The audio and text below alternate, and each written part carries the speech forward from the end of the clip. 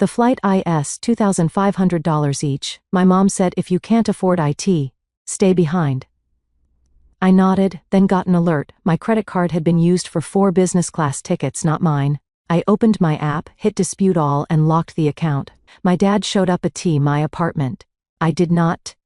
The flight is $2,500 each, my mom said, looking right through me as if I were a ghost. If you cannot afford it, stay behind. I simply nodded and finished my water while my brother smirked. But 3 hours later, my phone lit up with a fraud alert. My credit card, the one I had not touched in 5 years and had left in a safe box at my parents' house, had just been charged $10,000 for 4 business class tickets on Qatar Airways. Not for me. For them. I did not scream. I did not call them to demand an explanation. I simply opened my banking app, hit the button that said, Dispute Transaction, and reported the card as stolen. They wanted a vacation. I was about to give them a federal investigation. My name is Jada, and at 30 years old my family still thought I was a broke data entry clerk, barely scraping by in a studio apartment. They had no idea I was actually a senior forensic accountant for one of the biggest firms in Chicago, specializing in high-level corporate fraud. It started at the Capitol Grill last Friday. My mother Lorraine had insisted on this dinner for weeks, claiming it was urgent. I arrived 10 minutes early, dressed in my usual work attire, a simple black blazer and slacks that my mother always called bland. When my family finally arrived 20 minutes late, they made an entrance that turned every head in the restaurant. My mother was wearing a fur coat, despite it being 50 degrees out, and my father Vernon walked in with his chest puffed out like he owned the building. Trailing behind them were my older brother Trayvon and his wife Jessica. Jessica flipped her blonde hair over her shoulder and handed her coat to the waiter without making eye contact. Trayvon, my brother, the so-called tech entrepreneur who had not launched a single product in 4 years, winked at me. "Hey little sis," he said, sliding into the leather booth, still driving that dented Honda I saw in the valet line. I took a sip of my iced tea and smiled. "It gets me from point A to point B, Trayvon. Not all of us need to lease a Range Rover to feel important." My mother slammed her hand on the table, causing the silverware to rattle. "Stop it, Jada," she hissed. "We are here to celebrate, not to listen to your jealousy. Tonight is about legacy." I stayed silent. In my family, legacy was a code word for spending money. We did not have to impress people we did not like. My father Vernon cleared his throat and adjusted his silk tie. He looked around the room, making sure the other diners noticed him. As a high school principal, he thrived on being the center of attention. "We have some big news," he announced. "Next month is our 35th wedding anniversary, and to celebrate, we have decided to take a family trip. A real trip, not just down to Florida. We are going to the Maldives." My mother clapped her hands together, her diamond bracelets clinking. "It is going to be magnificent, Jada. Overwater bungalows, private chefs, and most importantly, we will be meeting up with Jessica's parents there. It is time our families truly bonded on a level befitting our status." Jessica smiled, showing off her perfectly whitened teeth. "My dad is so excited," she said. "He has been saying that the Maldives is the only place one can truly relax away from the noise of the city." I looked at Jessica and felt that familiar tightening in my chest. She always spoke about her family as if they were Kennedys, but as a forensic accountant, I had a habit of noticing things others missed. Like the way she used 3 different credit cards to pay for lunch last week, or the way her designer bags never quite held their shape right. "That sounds expensive," I said, keeping my voice neutral. My mother rolled her eyes. "Quality costs money, Jada. Something you would know if you had a little more ambition. We have already booked the flights, business class on Qatar Airways. The tickets are $2,500 per person." She paused and took a long sip of her red wine, leaving a lipstick stain on the rim. "Now we have covered Trayvon and Jessica because Trayvon is currently reinvesting all his capital into his startup. He is building something for the future. But you, Jada," she looked me up and down, her gaze lingering on my plain wristwatch. "If you want to come, you will have to pay for your own ticket, and the villa share is another $3,000. If you cannot afford it, stay behind. We will tell Jessica's parents you had work obligations." The table went silent. Trayvon suppressed a laugh. Jessica looked at me with that fake sympathy that was worse than cruelty.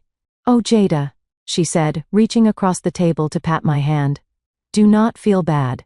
Maybe next year you can join us if you save up. It is probably better this way. You would feel out of place anyway. I looked at them. My father who was busy checking his reflection and his spoon. My mother who was already typing on her phone, probably posting a status update about family blessings. My brother who was 33 years old and still asking our parents for rent money. And his wife who treated me like the hired help. They saw a failure when they looked at me.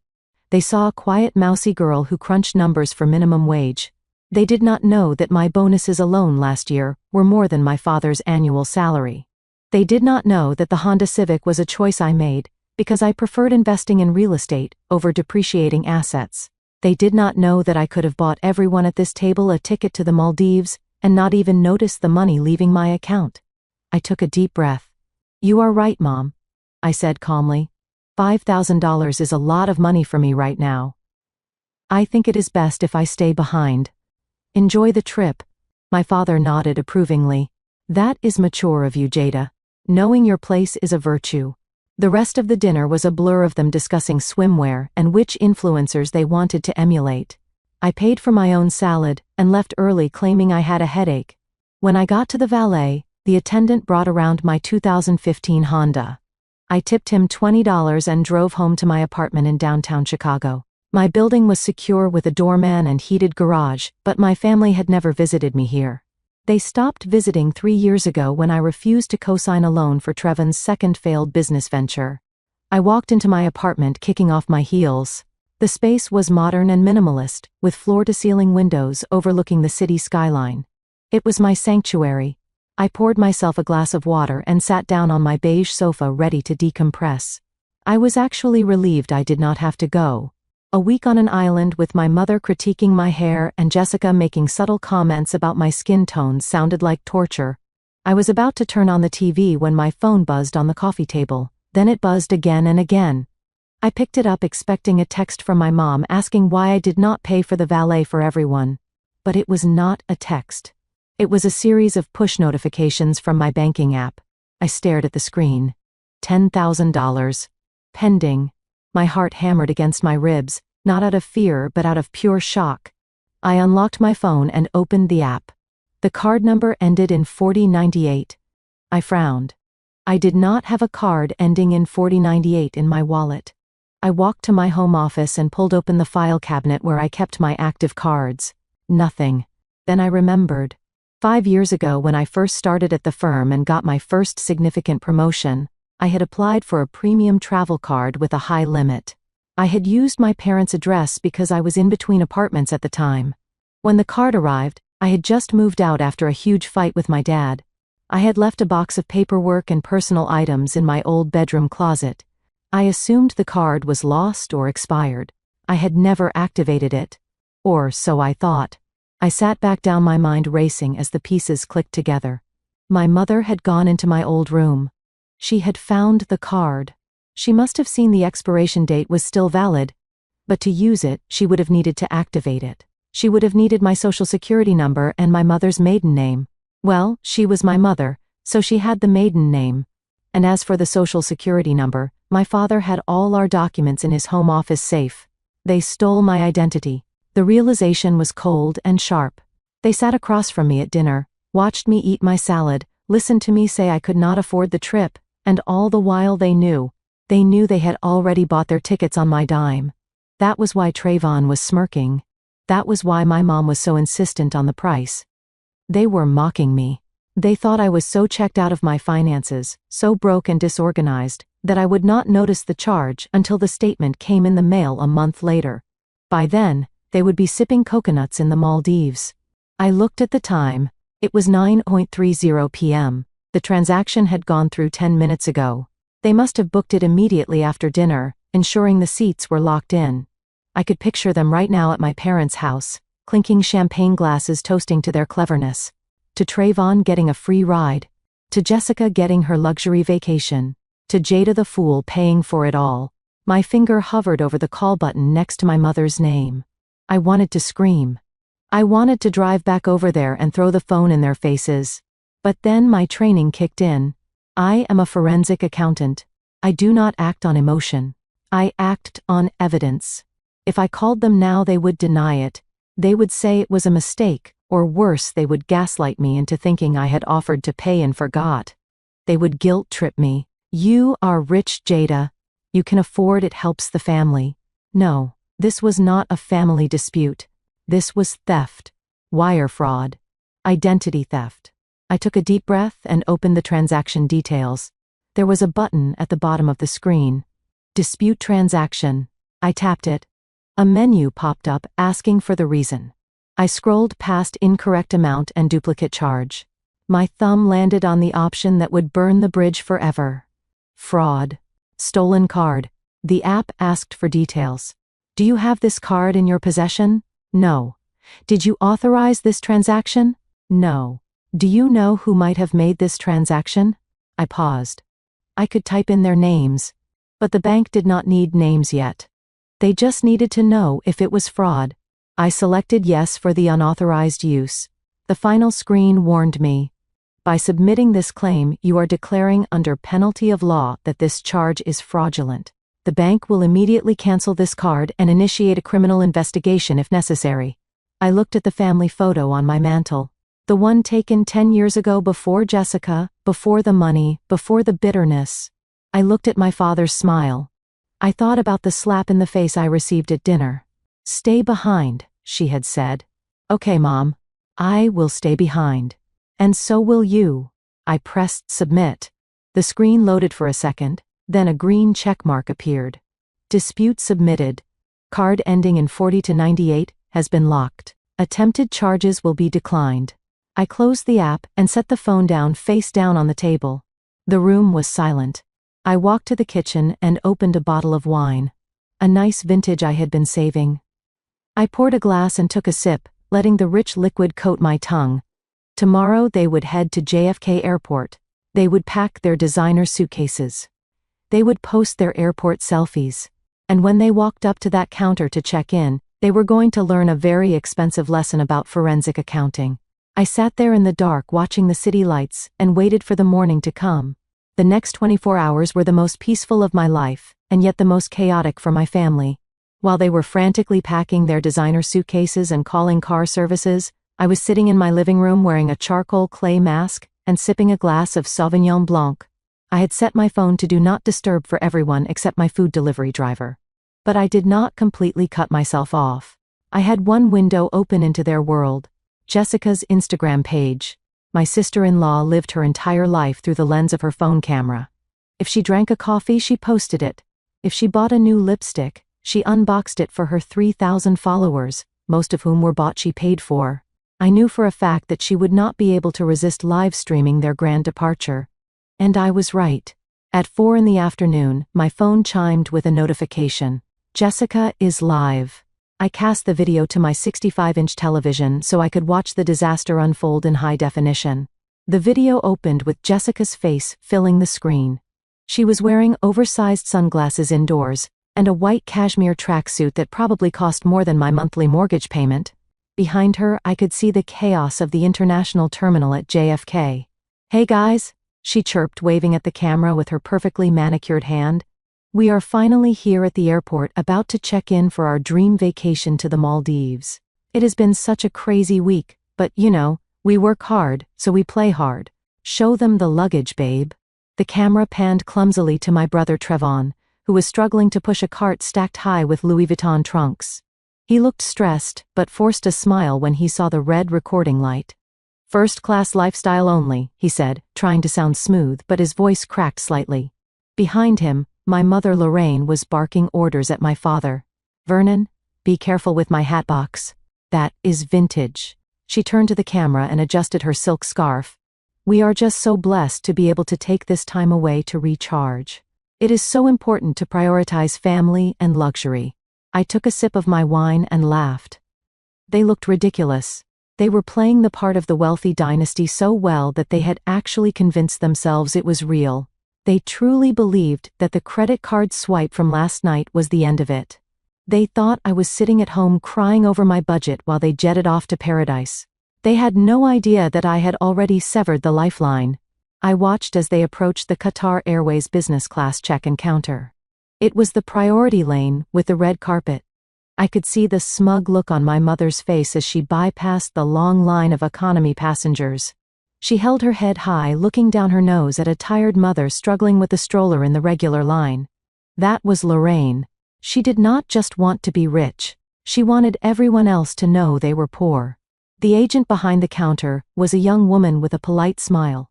Jessica kept the camera rolling, propping it up against a pile of luggage so her followers could see the entire interaction. This was her moment. She wanted to capture the upgrade, the champagne, the exclusive lounge access. Instead, she was about to capture a felony in progress. "Passports, please," the agent said. I watched on my TV as my father handed over the stack of passports with a flourish. "We are all together," he announced loudly enough for the people behind him to hear. "4 for mail." The agent typed on her keyboard. The rhythmic clicking sound was audible even through the live stream. Then the clicking stopped. Her smile faltered. She frowned and typed something else, hitting the enter key harder this time. "Is there a problem?" my mother asked, her tone instantly shifting from gracious to annoyed.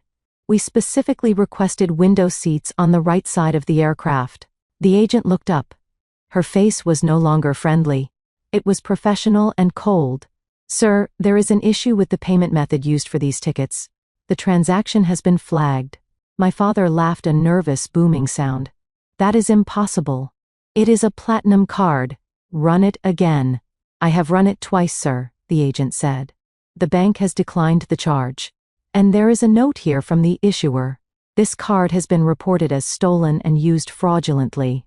The silence that fell over the group was deafening. Even through the screen, I could feel the oxygen leave the space. Jessica gasped and grabbed the phone, quickly ending the live stream. The screen went black, but I did not need to see what happened next. I knew the protocol. When a charge is flagged as high-value fraud at an airport, it is not just a declined card. It is a security incident. I waited. 5 minutes passed. Then 10. Then my phone began to vibrate. It was Trayvon. I let it ring. He called again and again. On the 4th try, I decided to answer. I paused the movie I had started and put the phone on speaker. "Hello," I said, keeping my voice. His voice was high-pitched and panicked. I could hear sirens in the background, or maybe it was just the airport announcements, but it sounded like chaos.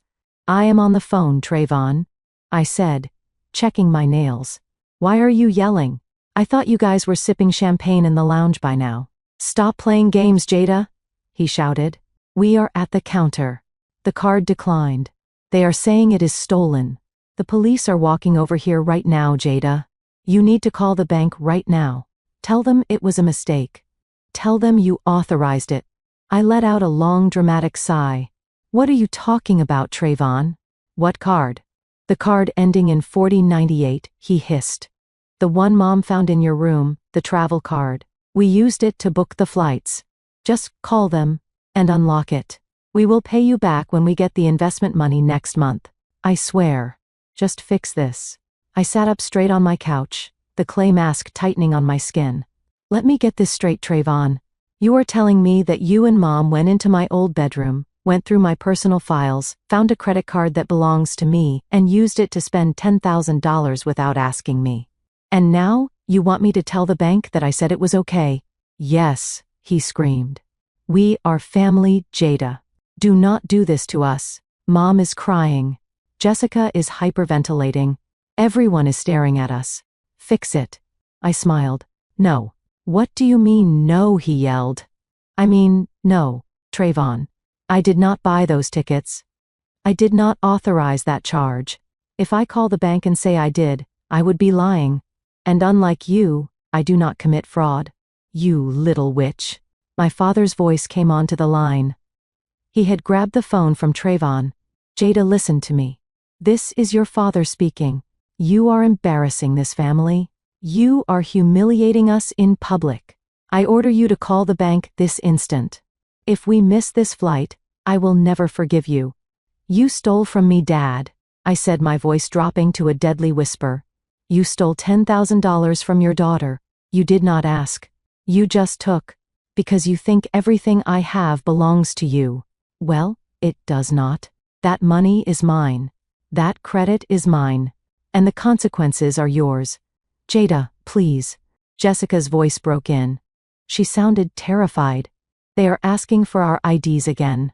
The TSA guys are here. They are talking about detaining us for questioning. Please, Jada, I cannot go to jail.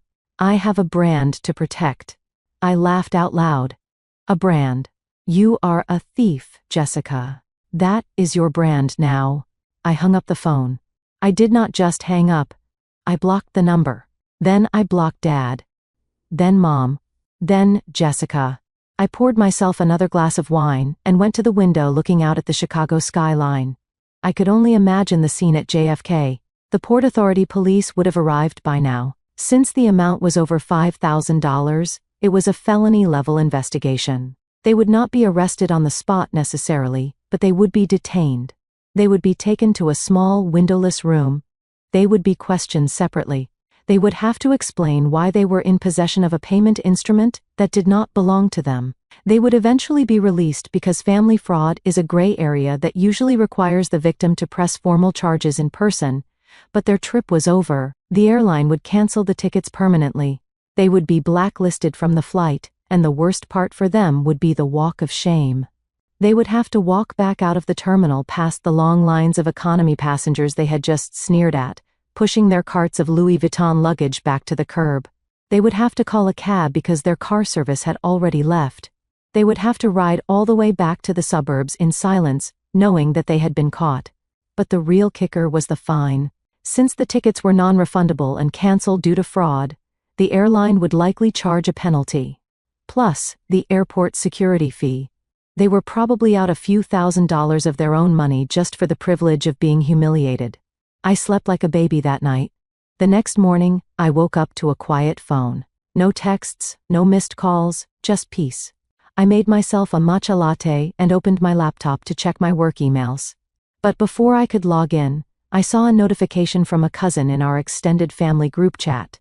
Did you guys see Lorraine's post she wrote? It was a screenshot of a status update my mother had posted at 3 a.m. It read, "The devil is working hard to tear this family apart. We were targeted by a malicious banking error and forced to cancel our trip. We are heartbroken, but we know that God gives his hardest battles to his strongest soldiers. Please pray for us as we deal with betrayal from within our own circle." I snorted into my coffee. Banking error. That was what they were going with. They were spinning the narrative already. They were the victims. I was the villain. They were going to come for me. I knew it. My father would not take this lying down. He was a man who prided himself on control, and I had just stripped him of it in the most public way possible. I checked my building security app. Everything was quiet in the lobby. But I knew they were coming. They had to come back from the airport sometime.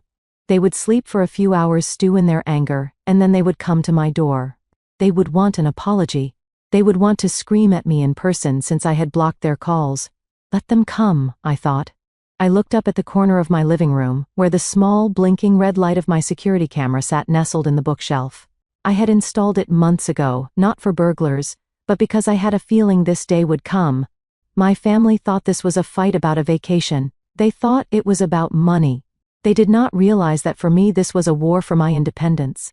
I had spent 30 years being the doormat, being the backup plan, being the wallet they dipped into whenever they wanted to feel rich. Yesterday I closed the wallet. Today, I locked the door. The pounding on my door sounded like a police raid. It was 2 in the morning. I had been asleep for maybe 3 hours, drifting in that peaceful space between dreams and reality where my family did not exist. But they had a way of shattering peace. I sat up in bed, my heart hammering against my ribs.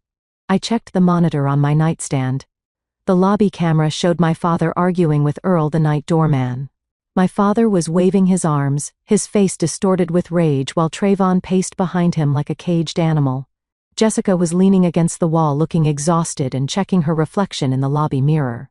I pressed the intercom button. "Earl, send them up." I could hear Earl's hesitation through the speaker. "Miss Jada, they are very agitated. I can call the police right now if you want." "No, Earl. Let them come. If they want to show, let us give them a front row seat." I grabbed my silk robe, wrapping it tight around my waist like armor. I did not turn on the main lights. I liked the shadows. They made me feel invisible and observant. I walked to the living room just as the elevator dinged down the hall. They did not knock this time. My father kicked the door. I unlocked it and opened it before he could damage the hinges. Vernon stood there still wearing his suit from the airport, but now it was rumpled. His tie was loose and sweat beaded on his forehead. He looked like a man whose world was crumbling, and he needed someone to blame. That someone was me. "You little witch," he roared, pushing past me into the apartment. The smell of stale airport coffee and nervous sweat filled my clean living room. Trayvon followed him, his eyes bloodshot. Jessica trailed in last, dragging her carry-on bag across my hardwood floor, leaving a black scuff mark. "How dare you?" my father screamed. He turned to face me, his chest heaving. "Do you have any idea what you have done? We were detained for 4 hours. 4 hours, Jada. They treated me like a criminal. Me, a principal, a pillar of this community." I leaned against the kitchen island, crossing my arms. "You are a criminal, Dad. You used a stolen credit card. That is called fraud. The police treat fraudsters like criminals. It seems the system is working perfectly." He lunged. It happened in slow motion. I saw the muscles in his neck tighten. I saw his hand raise. In the past, when I was a child, I would have flinched.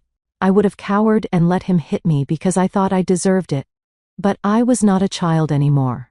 I was a 30-year-old woman who boxed 3 times a week at an executive gym. As his hand came down, aiming for my face, I stepped to the side. Smooth. Calm. His hand hit the empty air, and his momentum made him stumble forward, crashing into the edge of my granite countertop. He let out a grunt of pain and clutched his side. "Do not touch me," I said, my voice low and steady. "If you ever try to hit me again, you will leave this apartment in handcuffs." Trayvon rushed to help Dad up, glaring at me. "Look at you," he spat. "You are enjoying this, aren't you? You are jealous because Mom and Dad actually love us. You are jealous because I am building a legacy, and you are just a lonely number cruncher. We missed a meeting with a top investor in the Maldives because of you. That trip was for business, Jada. You just cost this family millions." I laughed. A dry, humorless sound. "There was no investor, Trayvon. I saw your business plan. It is a slide deck full of buzzwords and zero product. You were going to the Maldives to take pictures for Instagram, and you wanted me to pay for it." Jessica stepped forward then. She had been quiet, scanning my apartment with a look of disdain. She walked over to my sofa, running her hand over the fabric. She looked at the empty walls, which held only 2 pieces of very expensive abstract art. She looked at my minimalist shelving. To her untrained eye, my apartment looked empty. She did not know that the sofa was Italian leather imported from Milan. She did not know the art was worth more than her entire wardrobe. She saw lack of clutter and assumed poverty. "You know, Jada," she said, her voice dripping with fake sweetness.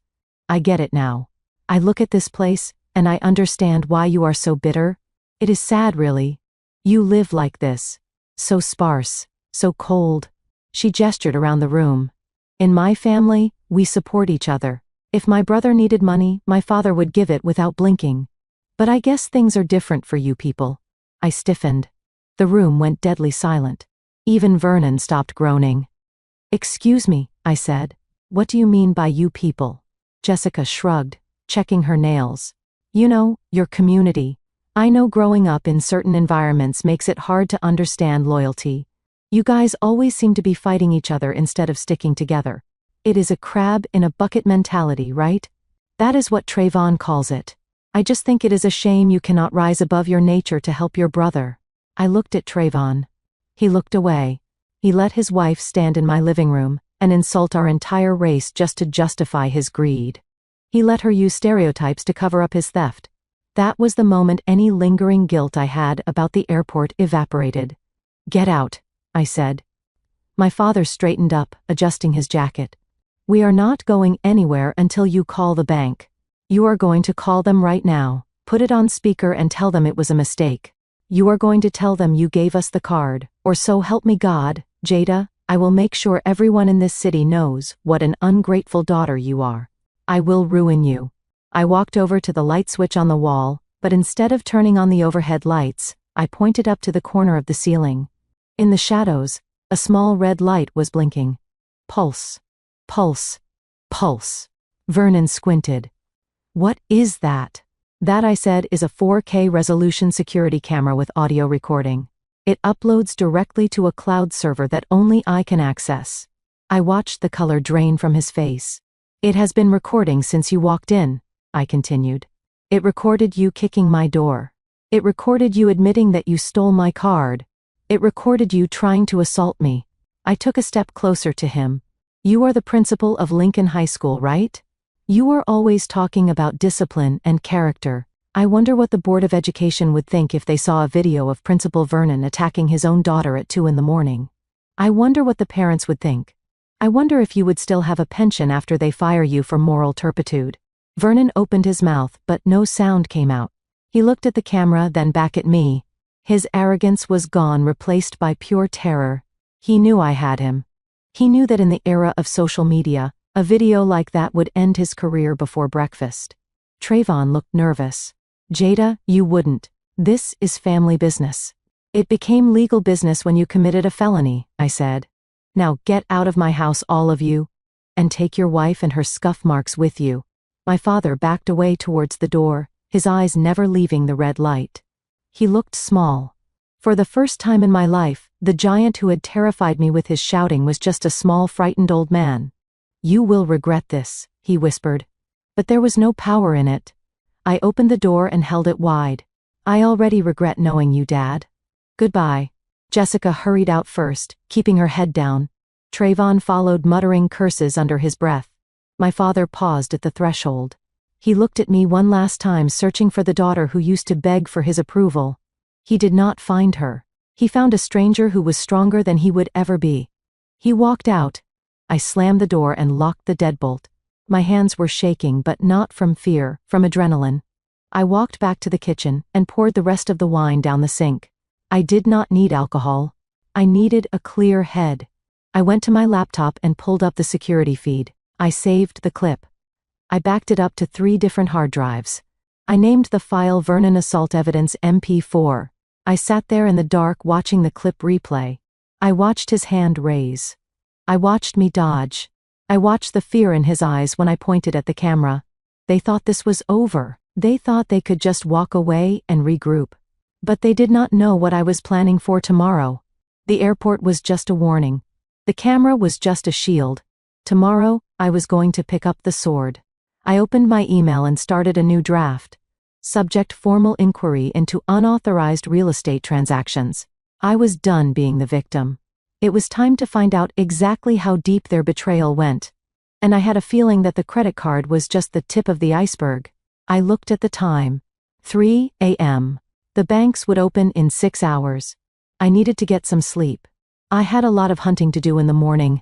The morning sun hit the floor-to-ceiling windows of my corner office on the 45th floor, casting long shadows across my mahogany desk. To my family, I was a data entry clerk. To the partners at Sterling and Vance, I was the sharpest forensic accountant in the division, a woman who could find a missing nickel and a billion-dollar merger. I loved this office. It was quiet. It was orderly. It was everything my childhood home was not. I adjusted my silk blouse and opened a spreadsheet, ready to dive into a complex tax evasion case involving a pharmaceutical giant. I took a sip of my black coffee, feeling the warmth spread through my chest. For a moment, I felt safe. Then my phone vibrated against the glass desktop. It was a short, sharp buzz. Then another. Then a continuous stream of vibrations that sounded like an angry hornet trapped in a jar. I glanced at the screen. It was the family group chat. The one I had muted a year ago but never left because I needed to keep an eye on them like a zookeeper watching the lions. Notification after notification rolled in. Auntie Sarah, Cousin Malcolm, Deacon Jones, people I had not spoken to since Christmas were suddenly very interested in my life. I picked up the phone, my stomach tightening. I opened the Facebook app first, knowing exactly where the poison was coming from. There it was, posted at 6 a.m. A photo of my mother Lorraine sitting at her kitchen table, looking disheveled and teary-eyed, holding a Bible. The caption was an essay, a manifesto of victimhood. The post read, "Lord, give me strength, for the enemy is not at the gate, he is in the house." I never thought I would see the day when my own flesh and blood would turn on us. We raised her. We sacrificed for her. We gave her the best education while we went without. And how does she repay us? By sabotaging her brother's future. By calling the police on her own father. By stealing our joy and humiliating us before the world. Typical crab in a bucket mentality. She cannot stand to see her brother rise, so she drags us all down. Please pray for my husband Vernon, who is suffering from heart palpitations due to the stress caused by his ungrateful daughter Jada. Satan is busy, but we are blessed. She had tagged everyone: the pastor, the entire deacon board, my old high school teachers, even the lady who made the potato salad for the church picnics. She wanted to make sure that in our tight-knit community, I was marked. I was the villain. I scrolled down to the comments. They were nauseating. Auntie Sarah wrote shame on her Lorraine. You did your best. Some apples just rot on the branch. Cousin Malcolm, who had borrowed $500 from me 2 years ago and never paid it back, wrote, that is messed up, Auntie. She always thought she was better than us. A woman from the choir wrote, praying for you, sis. Ungrateful children are a curse. I put the phone down. My hands were trembling slightly. Not from sadness, but from rage. She had weaponized the church against me. She had taken a story about them stealing $10,000 from me and twisted it until I was the abuser. She mentioned my father's heart palpitations. That was a nice touch. Vernon had the heart of an ox, but he knew how to play the frail elder when it suited him. I was about to close the app when my work email pinged. It was a high-priority notification. I frowned. It was only 9 a.m. Usually the urgent emails did not start until after lunch. I clicked on it. It was from the executive assistant to Mr. Sterling, the senior partner of the firm. Subject: meeting request, immediate message. Miss Jada, please come to Mr. Sterling's office immediately. Bring your laptop. My blood ran cold. Mr. Sterling never called junior associates directly. He certainly never called for immediate meetings without an agenda. I looked at my phone again. Had someone sent the Facebook post to my boss? No. That was impossible. My family did not know where I worked. They knew I worked downtown, but I had never told them the name of the firm specifically to avoid situations like this. I stood up, smoothing my skirt. I walked down the long corridor of the firm, passing the glass-walled conference rooms. My colleagues nodded at me as I passed, but I felt like everyone was staring. Did they know? Had the rumor mill started already? I arrived at Mr. Sterling's office. His assistant, a stern woman named Martha, looked at me over her glasses. Go right in, Jada. He is waiting. I opened the heavy oak door. Mr. Sterling was standing by the window looking out at Lake Michigan. He was a man of few words, a legend in the forensic accounting world. He turned when I entered holding a piece of paper. Sit down, Jada, he said, his voice unreadable. I sat, keeping my back straight. I ran through the list of my current cases. Had I made a mistake? Had I missed a deadline? We received an interesting email this morning. Jada, Mr. Sterling said, placing the paper in front of me last. It was sent to the General Ethics Hotline, but because of the severity of the allegations, it was flagged directly to me. I looked at the paper. It was a printout of an email from an address like justice4all123@gmail.com. The subject line read, Fraud Alert, Employee Jada. The text was riddled with grammatical errors and capitalized words to whom it may concern. You have an employee named Jada working for you. You need to investigate her immediately. She is a thief. She steals from her own family. So imagine what she is doing to your clients. She has a history of mental instability and lies about her finances. She is currently under investigation by the police for domestic abuse against her elderly father. She is not who she says she is. Fire her before she steals your money to a concerned citizen. I read it twice. The room spun. It was Trayvon. The phrasing. The bad grammar. The accusation of domestic abuse, which was a twisted reference to me dodging my father's slap last night. It was all him. He had found out where I worked, probably by looking at my LinkedIn profile, which I thought I had blocked him from. But he must have used a fake account. He was trying to get me fired. He knew that a forensic accountant needed a pristine reputation. An accusation of theft or police investigation could lead to an immediate suspension pending review. He wanted to cut off my income. He wanted to break me. I looked up at Mr. Sterling, waiting for the axe to fall. I prepared my defense. I prepared to tell him about the credit card, the assault, everything. Mr. Sterling leaned back in his leather chair and took off his glasses. He looked at the email. Then he looked at me. And then he smiled. Do you know what the first rule of forensic accounting is? Jada, he asked. Follow the digital footprint, I whispered. Exactly. Mr. Sterling tapped the paper. This email was sent anonymously. Or so the sender thought. But as you know, our firm's firewall automatically traces the IP address of all incoming external complaints to assess credibility. He slid a second piece of paper across the desk. It was a technical report. It showed the origin of the email. IP address 192.168.1.145. Internet service provider Comcast Xfinity. Registered subscriber Vernon and Lorraine Washington. Address 452 Maple Avenue, Oak Park, Illinois. Mr. Sterling raised an eyebrow. Unless I am mistaken, Jada, that is the address listed in your HR file as your emergency contact, your parents' home. I let out a breath I did not know I was holding. Yes, sir. That is my parents' house. Mr. Sterling shook his head, a look of disgust crossing his face. I have seen corporate espionage, Jada. I have seen partners stab each other in the back for a bonus. But I have never seen a family try to destroy their own daughter's career with such clumsiness. He stood up and walked over to the shredder in the corner. He took the email from my hand and fed it into the machine.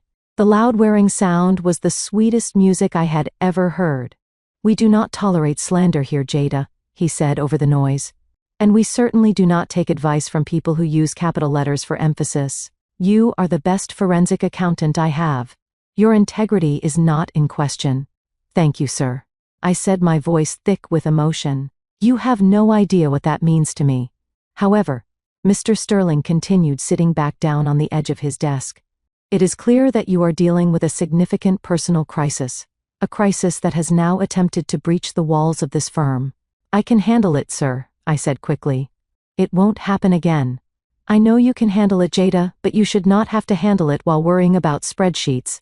He picked up a file folder. You have accrued 6 weeks of paid vacation time that you never use. I am putting you on mandatory leave effectively immediately. I started to protest. Sir, I cannot leave the pharmaceutical case. The case can wait. Your war cannot. Mr. Sterling looked me in the eyes. Jada, these people, whoever they are to you, they are not playing games. They just tried to take your livelihood. If they are willing to do that, they are hiding something. Something they are afraid you will find with that paycheck of yours. He handed me the file. Go home. Take a week. Take 2. Use the skills we taught you. Follow the money. Find the leverage. And do not come back until you have cleaned house. Do you understand me? I stood up slowly, taking the file. I looked at this man, my boss, who had shown me more loyalty in 5 minutes than my blood relatives had shown me in 30 years. Yes, sir. I understand. Good. And Jada, if you need a good lawyer for anything civil, let me know. I know a few sharks who owe me favors. I walked out of his office feeling lightheaded. I was not fired. I was armed. My family had tried to nuke my career, and instead, they had just freed up my schedule. I went back to my desk and packed my laptop. I put an out-of-office reply on my email. I am currently away on personal business. I will be unreachable. I walked out of the building and into the bright Chicago sunlight. I checked my phone again. The hate messages were still rolling in. My mother had posted a second update claiming I had hacked her account to make her look bad. I hailed a taxi. To City Hall, I told the driver. Trevon wanted a war. He wanted to talk about investigations. He wanted to talk about theft. Fine. I had the next 14 days completely free. I was going to the Hall of Records. I was going to pull every single document with the name Washington on it. I was going to look at mortgages, liens, loans, and tax filings. Mr. Sterling was right. They were desperate. You do not try to get someone fired unless you are terrified of what they might buy or what they might see. I took out my phone and sent one text message, not to my family, but to my assistant. Please cancel my gym membership for the month. I won't be needing to box. I have a new target. The taxi merged into traffic. The sadness was gone. The shock was gone. All that was left was the cold calculation of a forensic auditor looking at a balance sheet that did not add up. They wanted the accountant. They were about to get the auditor, and I was going to audit their entire lives down to the last penny. The Cook County Recorder of Deeds is a building that smells of old paper dust and bureaucratic indifference. It is a place where dreams are filed away in manila folders and where secrets go to hide in plain sight. Most people think that secrets are kept in whispers or locked diaries, but I know better. Secrets are kept in public records. They are hidden in the fine print of property liens and the notarized signatures of loan documents. Anyone can find them if they know where to look, and I knew exactly where to look. I walked through the heavy revolving doors, my heels clicking sharply against the marble floor. I was no longer Jada the daughter. I was Jada the auditor, the emotional part of my brain, the part that wanted to curl up and cry because my father had tried to slap me had been shut down. In its place was the cold calculating machine that Sterling and Vance paid me a fortune to operate. I approached the clerk's window. The woman behind the glass looked tired, surrounded by stacks of files. She did not look up when I approached. I need to pull the property records for 452 Maple Avenue. I said, my voice steady. I need the full history. Deeds, mortgages, liens, and releases. The clerk sighed, pushing her glasses up her nose. Are you the homeowner? I am a party of interest, I said, handing over my ID and the request form I had filled out in the lobby. And I am willing to pay the expedited fee for certified copies. That got her attention. She took the form and typed the address into her computer. The machine whirred and groaned. I waited, my hands clasped behind my back. I looked around the room. There were couples there, holding hands, looking up their first home purchase. There were developers looking for land to flip. They all looked hopeful. I wondered if they knew that a house was not just a home. It was a leverageable asset. It was a piggy bank that could be smashed open. Here we go, the clerk said. She printed out a summary sheet and walked back into the archives. 5 minutes later, she returned with a thick file folder. You can view them at the table over there, she said. If you want copies, mark the pages. I took the file. It felt heavy in my hands. Heavier than paper should feel. I carried it to a wooden table in the corner under a flickering fluorescent light. I sat down and took a deep breath. I was about to open Pandora's box. I opened the folder. The first few documents were standard. The original deed from 30 years ago when my parents bought the house. A satisfaction of mortgage from 10 years ago when they paid off the original loan. I remembered that day. My father had thrown a barbecue to celebrate being debt-free. He had given a speech about building generational wealth. He had looked so proud. I flipped past that. Then I saw it. A document dated October 15th, 3 years ago. Mortgage deed. Lender First National Bank of Illinois. Borrower Vernon Washington and Lorraine Washington. I scanned down to the amount. My breath hitched. $150,000. They had taken out a second mortgage against the house. A home equity loan. But why? My father had a pension. My mother worked part-time. Their expenses were low. Why did they need that much cash 3 years ago? I turned the page to look at the signature block. And that was when the room stopped spinning. That was when gravity seemed to double, pulling me down into the chair. There were 3 signatures on the loan. Vernon Washington, Lorraine Washington, and Jada Washington. I stared at the name. My name. Written in blue ink. It was a good forgery. I had to give them that. They had practiced. The J had the same loop I used. The slant was almost perfect.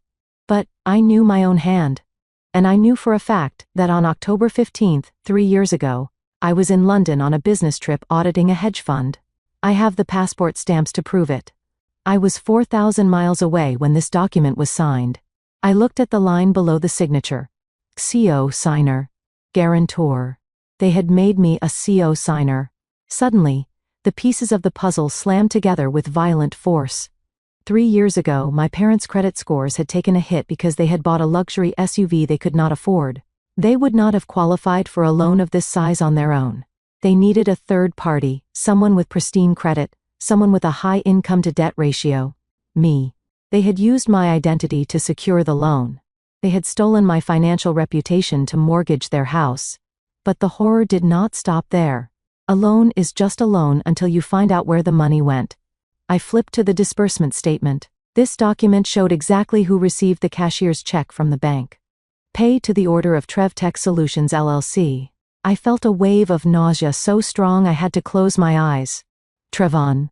Trev Tech Solutions was my brother's company. The startup he claimed was the next Facebook. The startup that never launched a product, never had a client, and never made a dime. He had told everyone he had secured seed funding from an angel investor in Silicon Valley. He had bragged about it at Thanksgiving dinner that year. "I am a self-made man," he had said, popping a bottle of champagne. I went out and got the funding on my own. Lies. All lies. The angel investor was not from Silicon Valley. The angel investor was his parents' house and his sister's stolen identity. He had burned through $150,000 in 3 years. On what? Luxury cars, designer clothes, dinners at Nobu, trips to Miami, and now trips to the Maldives. He had eaten the equity of our family home. He had swallowed his inheritance before my parents were even dead, and my parents let him. That was the part that cut the deepest. My father, the man who slapped me for disrespecting the family, had signed his name right next to the forgery of mine. He knew.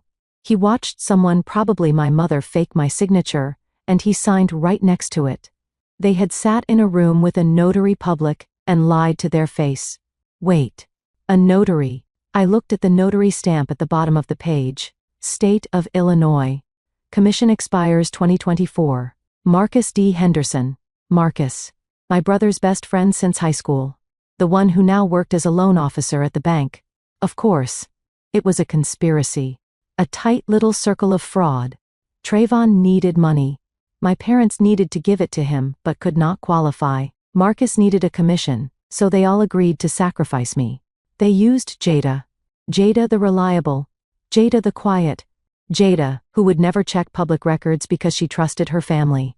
They had turned me into a mule, an unwilling guarantor for their bad decisions.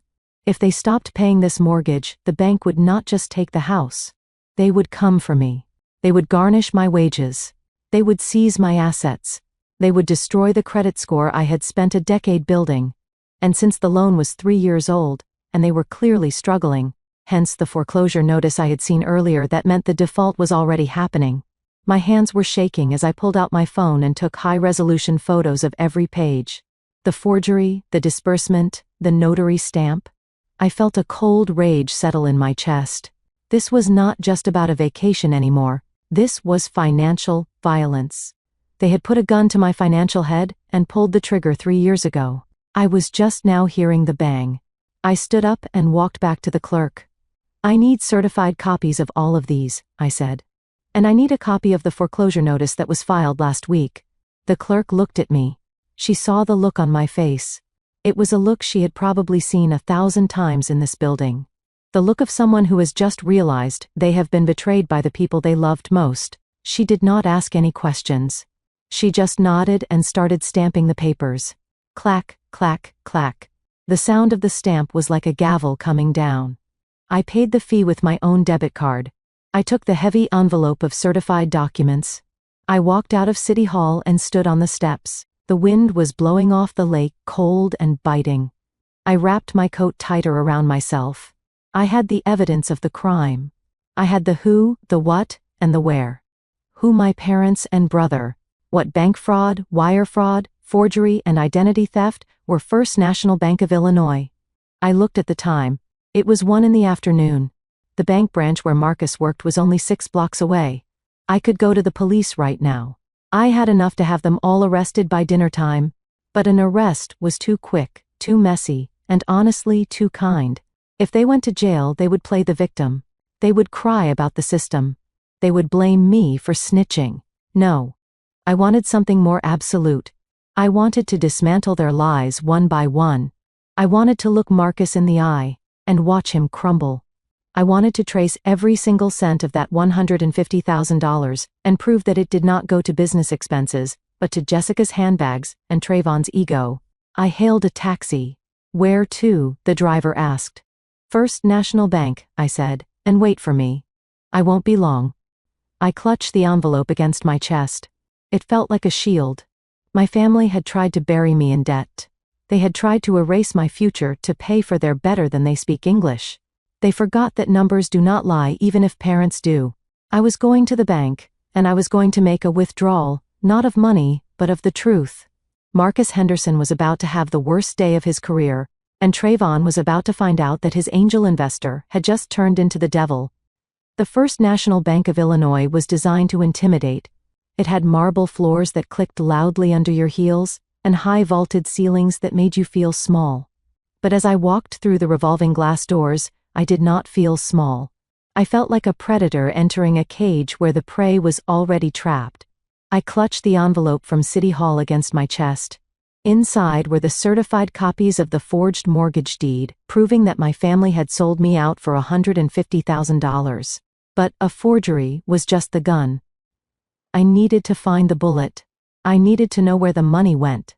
I scanned the lobby. It was quiet for a Tuesday afternoon. In the back corner behind a desk with a fake mahogany finish, sat Marcus Henderson. Marcus had been my brother Travin's best friend since high school. They were cut from the same cloth. Both charming, both loud, and both allergic to hard work. While Travin played at being a CEO, Marcus played at being a banker. He wore a suit that was too shiny and a watch that was too big, trying to project an image of success that his commission checks could not support. I walked straight to his desk. He was busy typing on his phone, probably checking sports scores or texting Trayvon. He did not look up until I pulled the chair out and sat down. The screech of the chair legs against the floor made him jump. "Jada," he said, blinking in surprise. His smile was automatic, a practiced customer service grimace. "What are you doing here? Trayvon didn't say you were coming by." "Hello, Marcus," I said, placing the heavy envelope on his desk. "Trayvon doesn't know I am here. This is a surprise inspection." Marcus laughed nervously, leaning back in his chair. He looked at the envelope, then back at me. "Look, Jada. I heard about the airport drama. Travin told me everything. He said you were pretty upset about the credit card thing. But honestly, coming down to my job is a bit much, don't you think?" He was dismissing me. He thought I was just the angry little sister coming to vent. He thought he could handle me with the same bro code deflection he used with Trayvon. "I am not here to talk about the airport, Marcus," I said, keeping my voice low and even. "I am here to talk about the mortgage. The one you notarized 3 years ago. The one with my signature on it." Marcus's smile faltered. He shifted in his seat, adjusting his tie. "Oh, right. That. Look, Jada. That was a while ago. Your parents needed the loan to help Trayvon get off the ground. It was a family thing. I just helped push the paperwork through. You know how banks can be with red tape. I did you guys a favor." "A favor," I repeated. "You notarized a signature that wasn't mine. You looked at a woman who wasn't me, watched her sign my name, and then you stamped it with your state commission. That is not a favor, Marcus. That is a felony." He waved his hand dismissively. "Come on, Jada. Don't use words like that. Your dad said you were on board. He said you were just too busy to come in person, so your mom signed for you as your proxy. It happens all the time in family businesses. Don't make it weird. Just go home, talk to Trayvon, and let them pay you back when the startup takes off." He was gaslighting me. He was sitting there in his cheap suit telling me that stealing my identity was standard operating procedure. He treated the law like it was a suggestion. I leaned forward. "I want the loan file, Marcus. I want to see the application, and I want the transaction history for the disbursement account." Marcus let out an exaggerated sigh. "Jada, I can't just give you that. That is confidential client information. Trayvon is the primary account holder on the business account. You are just a CO signer. Technically, I shouldn't even be talking to you without him present. Go home, Jada. Stop being dramatic." That was the word that did it. Dramatic. It was the same word my father used, the same word Trayvon used. They all thought that a woman demanding justice was just being emotional. I reached into my purse. I did not pull out a tissue. I did not pull out a phone. I pulled out a phone until it hit his hand. He looked down at it. Sterling and Vance LLP, Jada Washington, Senior Forensic Accountant, Certified Fraud Examiner. He frowned, looking up at me with confusion. "I thought you were a data entry clerk. Trayvon said you worked in admin." "Trayvon is an idiot," I said, cold as ice. "And apparently so are you. Do you know what a forensic accountant does, Marcus?" He didn't answer. He just stared at the card. I hunt people who steal money. I continued, my voice sharpening. I trace assets for the FBI, for the IRS, and for Fortune 500 companies. I put bad guys in prison, Marcus, real prison, not the ones you see on TV. I reached into the envelope and pulled out a draft of a document I had typed up that morning. It was a formal complaint addressed to the Federal Deposit Insurance Corporation and the Illinois Department of Financial and Professional Regulation. This is a draft, Marcus, I said, tapping the paper. It outlines a conspiracy to commit bank fraud involving a loan officer who knowingly notarized a forged signature. Do you know the penalty for bank fraud under 18 U.S. Code Section 1344? Marcus swallowed hard. His atoms apple-bobbed. It is up to 30 years in federal prison, I said, answering my own question. And a fine of up to $1 million. Now, I know you don't have $1 million, Marcus, and I know you wouldn't last 30 days in prison, let alone 30 years. He was sweating now, visible beads of perspiration forming on his forehead. He looked around the lobby, terrified that his manager might be watching. Jada. Please, he whispered, his arrogance completely gone. I didn't know. I mean, I knew it wasn't you signing, but your dad swore it was okay. He said you authorized it verbally. I was just trying to help Trayvon. He's my boy. Is he your boy enough to go to jail for him? I asked. Because that is where you are headed. Unless what? He asked, his voice trembling. Unless you give me the statements, I said. Right now. I want to see where that $150,000 went. If you give me the evidence, I might leave your name out of the initial report. I might tell the feds you were a victim of their deception too. But if you protect him, Marcus, I will bury you right next to him. He looked at me. He looked at the complaint draft. He looked at his future crumbling before his eyes. It took him exactly 3 seconds to decide that loyalty to Trayvon was not worth his freedom. He turned to his computer. His hands were shaking so badly, he had to type his password twice. Okay, he whispered. Okay, I am printing it. Just don't send that letter, Jada. Please. I have a kid on the way. I didn't care about his kid. He didn't care about my credit score when he ruined it. I just waited. The printer behind him whirred to life. It spat out page after page of transaction history.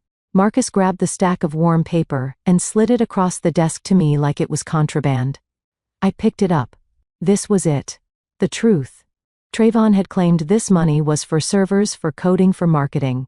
He claimed he was building the next tech empire. I scanned the first page. October 18th. Disbursement received $150,000. October 20th. Withdrawal $5,000. DraftKings Sportsbook. October 22nd. POS transaction $3,200. Gucci Chicago. October 2005. Withdrawal $2,000. Horseshoe Casino Hammond. My eyes widened. There was no business. There were no servers. There was no office rent. I flipped the page. November 5th. Payment $1,200. BMW Financial Services. November 10th. POS transaction $4,500. Balenciaga. November 15th. Transfer to J. Miller. $2,000. J. Miller. That was Jessica's maiden name. He was transferring money directly to his girlfriend. I kept reading. It was a catalog of hedonism, VIP tables at nightclubs, online gambling losses, designer handbags, leased luxury cars. They had blown through $150,000 in less than 18 months. Not a single cent had gone into an investment. They had eaten my future. They had drunk it in champagne bottles and worn it on their feet. I felt a cold fury unlike anything I had ever experienced. I wasn't just angry. I was disgusted. My parents were losing their home because Trayvon wanted to look rich, and they had let him do it. I looked up at Marcus. He was watching me terrified. Did you know? I asked, holding up the statements. Did you know he was spending the loan money on gambling and clothes? Marcus looked down. I saw him pull up in the new BMW a few years ago. I figured business was good. I didn't ask questions, Jada. I just did the loan. You didn't ask questions, I repeated, standing up. Well, the FBI asks a lot of questions, Marcus. You better get your answers ready. I took the papers and the envelope. I had everything I needed. I had the forgery. I had the accomplice. And now I had the paper trail of the embezzlement. Wait, Jada, Marcus pleaded, standing up. You said if I gave you the papers, you wouldn't report me. I paused and looked back at him. I lied. Consider it a lesson in trust. I walked out of the bank. The air outside felt cleaner than the air inside.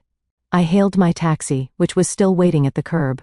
Where to now, miss? The driver asked, eyeing the thick stack of papers in my hand. I looked at the statements again. The payments to Jessica, the gambling debts, the lies. Take me to a private investigator's office, I said. I need to dig into Jessica Miller's background. If she was taking transfers from the stolen money, I want to know exactly what debt she was paying off. The driver nodded and pulled into traffic. I leaned back in the seat. My family thought I was playing checkers. They thought I would just yell and scream and maybe sue for the money back. They didn't realize I was playing chess. And I had just captured their knight. Next I was coming for the queen, Jessica Miller, the woman who called me you people, the woman who spent my stolen money on Balenciaga while I drove a Honda. It was time to find out who she really was. Because people who marry thieves are usually thieves themselves. And I was about to turn her life inside out. The office of private investigator David Chen was not in a dark alley like in the movies. It was in a glass high-rise in the Loop, only 3 blocks from my own office. David was a former forensic auditor who had gotten bored with spreadsheets and decided he preferred digging through trash and surveillance footage. He was expensive, discreet, and terrifyingly efficient. I sat across from him watching as he slid a thick manila envelope across the polished oak desk. The air conditioning in the building hummed a low, constant sound that usually calmed me, but today my heart was racing against it. I had spent the last 3 years watching my sister-in-law Jessica look down her nose at my family. She treated us like a charity project she had graciously decided to adopt. She spoke about her family's estate in Connecticut, with a misty-eyed nostalgia that made my mother Lorraine swoon. According to Jessica, she came from old money, the kind of money that didn't need to shout. She talked about summers at the vineyard and winter break skiing in Aspen. She critiqued my brother Trayvon worshipped her. He acted like he had won the lottery by marrying a white woman with a pedigree. He thought she was his ticket into the upper echelons of society. David cleared his throat, bringing me back to the present. You are going to want to sit back for this, Jada. It is quite a story. I opened the envelope. The first photograph was not of a vineyard or a horse farm. It was a picture of a dilapidated single-story house with peeling siding and a chain-link fence. There was a rusted pickup truck on the lawn up on blocks. What is this? I asked. That, David said, is the ancestral estate in Connecticut, or rather, Bridgeport, Connecticut. It is a rental. Section 8 housing. I stared at the photo, but she said her father was a retired investment banker. She said he breeds thoroughbreds. David clicked his mouse and projected a document onto the wall screen. It was a bankruptcy filing from 10 years ago. Her father is Richard Miller. He was never an investment banker. He was a shift manager at a warehouse who got laid off in 2012. He filed for Chapter 7 bankruptcy shortly after. He currently lives on disability checks and state assistance. There are no horses, Jada, unless you count the ones on the television when he watches the races. I felt the room tilt. Every story she had told us. Every time she had rolled her eyes at my father's choice of wine. Every time she had sighed about missing the country club. It was all a performance. A lie so audacious that we never thought to question it, because who lies about something that big? But why, I whispered. Why marry Trayvon? My family is middle class, sure. But we aren't rich. Not the kind of rich she was pretending to be. David smirked. That is the best part. Or the saddest, depending on how you look at it. Jessica didn't know you weren't rich. Think about it, Jada. Your mother, Lorraine. My mother, the woman who leased cars she couldn't afford and wore fake furs to church. My mother who bragged to anyone who would listen about her son, the tech CEO, and her husband, the illustrious principal. When Jessica met Trayvon, David explained, she saw the flash. She saw the leased BMW. She heard your mother's exaggerated stories about family wealth. She thought she had hooked a whale. She thought she was marrying into a wealthy, successful black family that would solve all her financial problems. I started to laugh. It bubbled up from my chest. So you are telling me, I said, wiping a tear from my eye, that we have two gold diggers who dug into each other. Trayvon married her because he thought she was rich, and she married him because she thought he was rich. Exactly, David said. It is a double con. Two drowning people grabbing onto each other and calling it a rescue mission. But here is where it gets criminal, Jada. He flipped to the next section of the dossier. Jessica isn't just poor. She is in deep. I looked at the credit report he had pulled. It was a disaster. Red ink everywhere. But one section stood out. Online gambling debts. DraftKings. FanDuel. BetMGM. Wait, I said. I saw these names on the bank statement for the stolen loan money. I assumed it was Trayvon. He loves sports. David shook his head. Trayvon likes to watch sports. Jessica likes to bet on them. And she is bad at it. Very bad. Before she met your brother, she was in debt to some very unfriendly people in New Jersey. She came to Chicago to start over, but she brought her addiction with her. I looked at the numbers. $50,000 in losses in 1 year. She has been bleeding him dry. David continued. She has been pressuring Trayvon to come up with cash to pay off her bookies and her credit cards. She threatens to leave him if he doesn't provide the lifestyle she deserves. She plays on his insecurity. She tells him that her father is suspicious that he isn't a good provider. She gaslights him into stealing. I thought back to the hospital. The way Jessica had looked at my apartment and called it a shame. The way she had sneered you people. She wasn't looking down on us because she was better. She was looking down on us because she needed to maintain the illusion of superiority to keep the con going. She was projecting her own poverty onto me. The $150,000 my parents borrowed against their house. The $10,000 on my credit card. It wasn't just for luxury bags. It was to feed the beast. It was to keep the house of cards from collapsing. David pointed to a specific transaction on the bank statement I had brought him. See this transfer here. $2,000 to a J. Miller. That is her father. Richard? She sends him a stipend every month to keep him quiet. To keep him from showing up in his rusted truck and ruining the fantasy. I felt a surge of disgust. My parents were losing their home. My father was risking a heart attack. I had almost lost my job. All to subsidize a woman who hated us. A woman who called us you people, while spending our money to pay for her father's beer and her own gambling addiction. Does Trayvon know? I asked. David shrugged. He has to know she isn't rich by now. But he is stuck. If he exposes her, he admits he was played. And you know your brother Jada. His ego is bigger than his bank account. He would rather steal from his parents and pretend his wife is an heiress than admit he married a fraud from a trailer park. I stood up and walked to the window looking out at the city. The anger I felt before was hot and explosive. This anger was cold. It was steel. They deserve each other, I said softly. Yes, David agreed. But your parents are the collateral damage. And you. I turned back to him. Not anymore. I picked up the photos of the dilapidated house in Bridgeport. I picked up the bankruptcy filings. I picked up the gambling records. I need one more thing, I said. Name it, David replied. I need her current location, not where she says she is. Where she actually is. She is at the spa, David said, checking his phone. The one at the Four Seasons she checked in 2 hours ago. Posted a picture on Instagram captioned, "Much needed relaxation after the family drama." I looked at the time. It was 4 p.m. Send me the bill, David. You are worth every penny. I gathered the files. My hands were steady. I walked out of the office and hailed a cab. But I wasn't going to the Four Seasons. Not yet. I had a dinner to attend. A dinner that my mother had begged me to come to. The reconciliation dinner. The trap. They wanted me to come over so they could guilt me into signing the papers to cover their theft. They wanted to present a united front. Jessica would be there sipping wine and talking about how her father was considering buying a boat. I smiled in the back seat of the cab. I couldn't wait to hear about the boat. I couldn't wait to hear about the horses. Because tonight I wasn't bringing wine.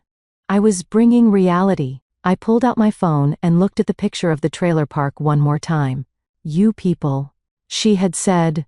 Well, tonight, you people were going to introduce her to herself. The cab driver looked in the rearview mirror. You okay, miss? You look like you are about to go into battle. I am, I said, smoothing my skirt. But don't worry. I have already won. I am just going to deliver the surrender terms. The realization that my entire family struggle was funded by a lie was liberating. I didn't have to feel bad for them anymore. I didn't have to wonder if I was being too harsh. They were parasites feeding on a host that was already dead. Jessica Miller wanted to live a high-maintenance life on a working-class budget. She wanted to be a princess. I was about to turn her into a pumpkin, and Trayvon, my brother, the golden child. He was just a pawn, a fool who let a woman with a fake accent rob his parents blind because he was too insecure to ask to see a bank statement. The tragic comedy of it all would be funny if it hadn't cost me so much. But the cost was paid. Now it was time for the refund. I closed my eyes and visualized the dinner table. I visualized Jessica's face. I visualized the moment I would lay the photo of the trailer on the table next to the roast chicken. It was going to be the most expensive dinner they never paid for. The phone rang at 6 in the evening, just as I was stepping out of the shower. I looked at the screen and saw my mother's name. For a moment, I considered letting it go to voicemail. I considered blocking her just like I had blocked the others, but curiosity is a dangerous thing, and I wanted to hear the pitch. I wanted to hear what the next move was in their desperate game of chess. I answered the phone and put it on speaker while I dried my hair. Jada. Her voice was wet and thick with tears. It was a performance I had heard 1,000 times before. It was the voice she used when she wanted a discount at the grocery store or when she wanted to get out of a speeding ticket. Jada, baby, please don't hang up. I am listening, Mom, I said calmly. We cannot leave things like this, she sobbed. Your father is a wreck. He has not eaten since yesterday. He is just sitting in his study staring at the wall. We are a family, Jada. Families fight. Families scream, but families do not destroy each other. Please, come for dinner. Just a quiet dinner. No shouting. No accusations. Just us. We made a roast chicken, your favorite. Please, baby. Just give us a chance to apologize. I looked at my reflection in the mirror. My eyes were clear. My expression was hard. I knew exactly what this was. It was not an apology. It was an ambush. They had realized that intimidation did not work, so now they were pivoting to manipulation. They needed something from me, and they needed it fast because the bank was closing in. Okay, Mom. I said, I will come over 7 o'clock. Thank you, Jesus, she whispered. Thank you, Jada. See you soon. I hung up and walked into my bedroom. I did not put on a dress. I did not put on heels. I put on a pair of dark jeans and a black turtleneck, and then I opened my jewelry box. Inside, hidden beneath the velvet tray, was a small device. It looked like a sleek modern brooch, a simple silver bar that pinned to a lapel. But it was a high-fidelity digital recorder with a 12-hour battery life. I pinned it to my collar. I tapped it once to ensure the tiny blue light blinked, and then faded to nothing, indicating it was recording. I was walking into the lion's den, but this time I was not the prey. I was the hunter wearing a wire. When I pulled up to my parents' house in Oak Park, the sun was setting, casting long shadows across the lawn. The grass was overgrown. The hedges were untrimmed. It was subtle, but once you noticed it, you could see the neglect. They were so focused on maintaining the illusion of wealth inside that the outside was starting to crumble. I walked up the driveway past my father's Lexus. I noticed the tires were bald. Another sign. My mother opened the door before I could even knock. She was wearing an apron over her church dress, and her face was freshly powdered to hide the blotchiness from her crying. She pulled me into a hug that felt desperate and suffocating. She smelled of lavender and fear. I am so glad you are here, she whispered. Come in. Everyone is waiting. I walked into the dining room. The table was set with the good china, the stuff we usually only used for Thanksgiving. There were candles lit. It looked like a scene from a magazine. My father Vernon sat at the head of the table. He stood up when I entered. He looked older than he had 2 days ago. His shoulders were slumped and his eyes were darting around the room, avoiding mine. Hello, Jada, he grunted. Thank you for coming. Trayvon and Jessica were seated on the side. Trayvon looked like a sullen teenager who had been forced to attend Sunday school. Jessica, however, was beaming. She was wearing a white dress that looked very expensive and very out of place for a Tuesday night family dinner. Hi, Jada, she chirped. We missed you. I sat down at the empty seat opposite them. The recorder on my collar felt heavy against my skin. Let us eat, my mother said quickly, bringing out a platter of roast chicken and potatoes. The first 20 minutes were excruciating. We talked about the weather. We talked about the neighbors. We talked about everything except the elephant in the room. They were trying to soften me up. They were trying to remind me of the good times. My mother brought up a story about how I won the spelling bee in 3rd grade. My father chuckled at the appropriate moments. Jessica played her part perfectly. She poured wine and laughed at jokes that weren't funny. She talked about her charity work. She talked about how exhausting it was to manage her social calendar. My father is thinking of buying a boat, she said, casually twirling her fork. He wants a yacht, actually, but Mom says a catamaran is more practical for the sound. He is so funny. He just called me yesterday asking if Trevin and I wanted to fly out to see it. I took a sip of water to hide my smile. I thought about the photo in my purse. The photo of the rusted truck on blocks in front of the shack in Bridgeport. Her father was not buying a yacht. He was probably struggling to buy groceries. But she lied so easily. It was effortless for her. Finally, the plates were cleared. My father cleared his throat. He put his hands on the table and looked at me. The air in the room shifted. The temperature seemed to drop 10 degrees. Jada, he began, his voice grave. We brought you here because we want to fix this. We know we hurt you. We know we made mistakes with the credit card. You stole $10,000, Dad. I said simply, yes, my mother interrupted, reaching for my hand. And we are sorry. It was a lapse in judgment. We were desperate to keep up appearances and we made a mistake. But we are a family, and families fix each other's mistakes. Vernon reached under the table and pulled out a leather portfolio. He unzipped it slowly. We have a solution, Jada, he said. A way to make everything right. A way to protect everyone. He slid a single sheet of paper across the table. It was typed on thick legal bond paper. I looked down at it. Retroactive promissory note and debt acknowledgement. I read the first paragraph.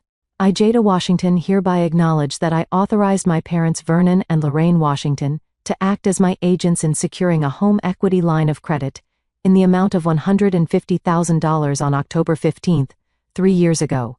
I acknowledge that the signature on said documents was placed there with my verbal consent. I looked up. My heart was pounding against the recorder. You want me to sign this? I asked. It is just a formality, Trevon said, leaning forward. His eyes were wide and desperate. Look, Jada. The bank is asking questions because of the missed payments. They are threatening an audit of the original loan file. If they look too closely, they might see that the signature looks a little different. A little different, I repeated. You mean, forged? If you sign this paper, my father said, his voice hardening slightly. It validates the loan. It tells the bank that you knew about it all along. It stops the investigation. It saves the house, Jada. If you don't sign this, they will foreclose, and they might charge us with fraud. You don't want to see your father in jail, do you? I looked at the paper again. If I sign this, I would be accepting liability for the debt. I would be on the hook for $150,000 plus interest, and I would be admitting that I lied to the bank. I would be destroying my own career to save them. But you owe $150,000, I said. Even if I sign this, how are you going to pay it back? The money is gone, Trevon. You spent on gambling and cars. That is where you are wrong, Trevon said quickly. The startup is about to pop, Jada. We are closing our series of funding next month. I have investors lined up. Once that money hits, I will pay off the whole loan. I will pay you back for the plane tickets too. Everything. He was lying. I knew he was lying. There were no investors. And then Jessica made her move. She reached across the table and placed her hand over mine. Her skin was soft. Her manicure perfect. She looked me in the eyes with that blue-eyed sincerity that had fooled my brother for years. Jada, listen to me, she said softly. I haven't told Trevon this yet because I wanted it to be a surprise. But I spoke to my father this morning. I raised an eyebrow. Richard? The man in the trailer park. Yes, Jessica continued. He is so impressed with Trevon's vision. He has agreed to liquidate some of his portfolio. He is going to inject $200,000 into the company next week. My mother gasped. Oh, Jessica, really? That is a miracle. Jessica smiled at her, then turned back to me. It is true. So you see, Jada, you are not taking a risk. My family has the money. We are going to cover everything.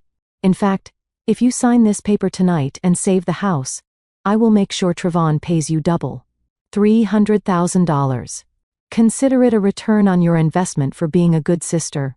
I stared at her. It was breathtaking. She was doubling down on the con. She was using a non-existent fortune to bribe me into signing a fraudulent document. She was willing to destroy my financial life to keep her own lies afloat for just one more week. And my parents, they were looking at her like she was the Messiah. They believed her. Or they wanted to believe her so badly that they had turned off their brains. They were willing to sacrifice their own daughter based on the promise of a woman who was currently paying her father hush money to stay in Connecticut. The room was silent. They were all watching me, waiting for me to pick up the pen. Jada, my father said, pushing the pen toward me. Do the right thing. Be a Washington. Protect this family. I looked at the pen. It was a Mont Blanc, probably bought with the stolen money. I reached out and touched the paper. I could feel the texture of the lie. If I sign this, I said slowly, making sure my voice was clear for the microphone, I become liable for the debt. And I admit to a crime I didn't commit. It is not a crime if we agree on it, my mother pleaded. It is just paper. Jada, just paper. I looked at Jessica.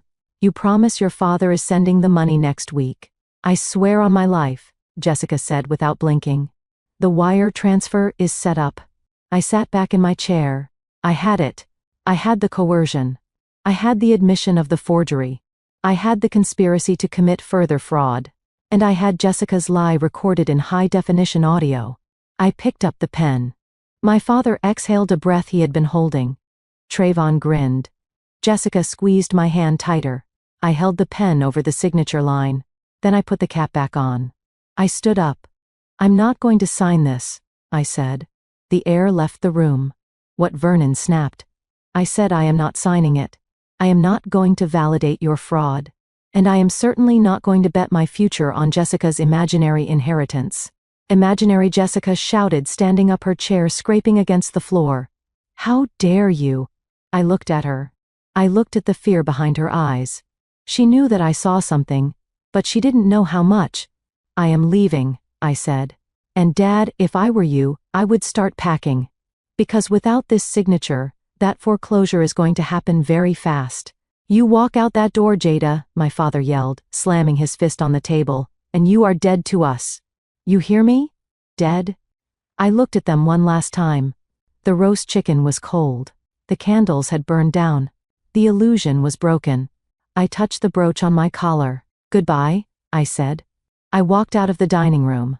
I walked out of the house. I walked down the driveway past the bald tires and the overgrown grass. I got into my car and locked the doors. Only then did I reach up and stop the recording. I sat there in the dark for a moment, listening to the silence. My heart was breaking for the little girl who used to live in that house, who just wanted her parents to love her. But the woman I was now knew better. They didn't want a daughter. They wanted a co-signer. I started the engine. I had the evidence. Now it was time to drop the hammer. I drove toward the highway. My next stop was not home. My next stop was the Federal Bureau of Investigation. The dinner was over, but the reckoning had just begun. The sound of paper tearing is distinct. It is a sharp final sound that cannot be unheard. I picked up the fraudulent promissory note, the document that would have enslaved me to my family's debt, and I ripped it down the middle. Then I ripped it again and again until the lies were nothing but confetti raining down onto the cold roast chicken. My father Vernon stared at the pieces of paper as if I had just torn off his own limb. His face turned a dangerous shade of gray. My mother Lorraine let out a gasp that sounded more like a shriek. You just signed our death warrant, Jada.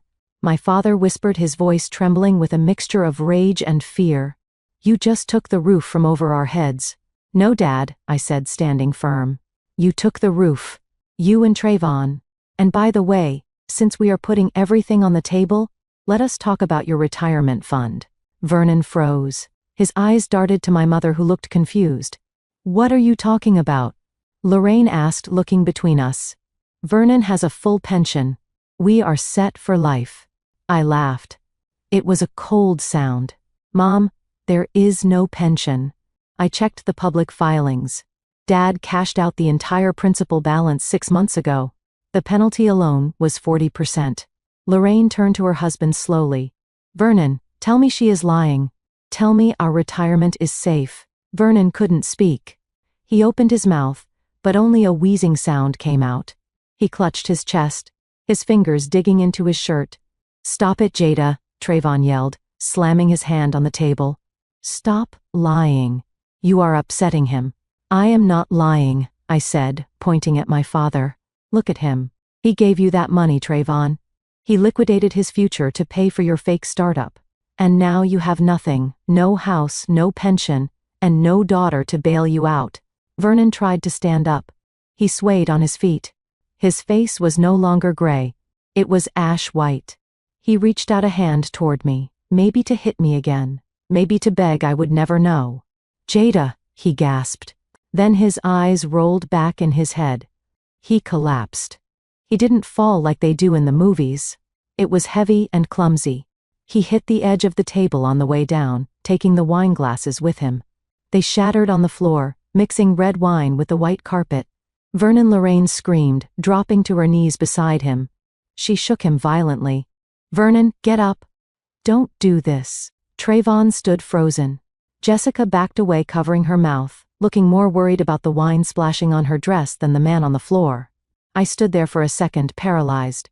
Part of me thought it was another act, another manipulation tactic. But then I saw his chest. It wasn't moving. Call 911, I commanded. My voice was the only steady thing in the room. Trayvon fumbled with his phone, dropping it twice. I shoved him aside and dialed the number myself. My father is having a cardiac event, I told the operator. 58 years old, history of hypertension, he is unconscious. As I gave the address, I watched my family. My mother was wailing, praying in tongues. Trayvon was pacing, muttering to himself. Jessica was texting, probably her father or her bookie. I knelt down beside my father. I checked for a pulse. It was faint and thready. I hated him in that moment, but I also didn't want him to die on the floor surrounded by lies. The paramedics arrived in 6 minutes. They were efficient and loud, filling the house with static from their radios. They cut open his shirt. They put pads on his chest. Clear, one shouted. His body jolted. We have a rhythm, the medic said. Get him in the rig. As they wheeled him out, Trayvon turned on me. His face was wet with tears and snot, but his eyes were full of venom. Are you happy now? He screamed, pushing me hard against the wall. You did this. You caused the stress. If he dies, Jada, it is on you. You killed him. I pushed him off me. I didn't say a word. I just walked past him, out the door and to my car. I followed the ambulance to the hospital. The emergency waiting room was a special kind of purgatory. Fluorescent lights, vending machines that hummed too loudly, and the smell of antiseptic masking the smell of fear. My mother sat in the corner holding Trayvon's hand, crying softly. Jessica sat a few seats away, scrolling on her phone, looking bored. I sat alone. I was the villain here. I could feel their eyes on me. They had already rewritten the narrative. Jada, the heartless daughter who stressed her father into a heart attack over money. An hour passed, then 2. Finally, a doctor in blue scrubs came out. He looked tired. He scanned the room. Family of Vernon Washington. We all stood up. My mother rushed forward. Is he okay? Is he alive? He is stable, the doctor said. It was a massive myocardial infarction. We managed to place a stent to clear the blockage, but he is very weak. Thank you, Jesus. My mother sobbed, clinging to Trayvon. The doctor looked at her, then he looked at me. He seemed to sense who was actually listening to the details. He walked over to me. Are you the daughter? He asked. I nodded. Yes, I am Jada. Can I speak with you privately for a moment? The doctor glanced at my mother, who was too busy praising God to notice. I followed him to a quiet corner of the hallway away from the family. What is it, doctor? I asked. Is it worse than you said? The doctor sighed and rubbed the back of his neck. Physically, he will recover if he takes care of himself. But Jada, There is something you need to know. We ran a standard toxicology panel to see what medications were in his system, and I asked. He has 0 beta blockers in his blood, no statins, no blood pressure medication, nothing. His chart says he has been prescribed a heavy regimen for his heart condition, but based on his blood work, he hasn't taken a single pill in at least 3 months. I frowned. That doesn't make sense. My dad is a hypochondriac. He never misses a dose. He has a pill organizer the size of a briefcase. That is what I thought too, the doctor said. So I checked his insurance file to see if there were issues with the pharmacy approvals. Jada, his insurance was canceled 90 days ago for non-payment. The world stopped. Canceled, I repeated. But he has premium insurance. It is auto-deducted from his account. Apparently not, the doctor said. We tried to run his coverage tonight for the surgery, and it came back terminated. The billing department notes say the premiums were unpaid for 3 consecutive months. The pharmacy stopped filling his prescriptions because he couldn't pay the out-of-pocket cost without coverage. I felt sick. Physically sick. My father, the man who cared more about his image than anything else, had stopped taking his life-saving heart medication because he couldn't afford it. And he couldn't afford it because his pension was gone. But where did the insurance money go? I thanked the doctor and walked away. My mind was racing. I went back to the mental spreadsheet of the bank records I had seen earlier that day. The one Marcus had given me. There was a recurring withdrawal, $1,200 a month. It was labeled Health First Insurance. If the money was withdrawn, why was the policy canceled? I needed to think. I walked down the long hospital corridor toward the cafeteria needing coffee, or maybe just distance from my family. As I turned the corner near the vending machines, I heard voices, hushed, urgent whispers. It was Trayvon and Jessica. They were standing in the alcove near the janitor's closet thinking they were alone. You have to fix this, Trayvon Jessica was hissing. Her voice was sharp, not the sweet tone she used at dinner. If he dies, they're going to look into the finances, probate court audits everything. Keep your voice down. Trayvon snapped.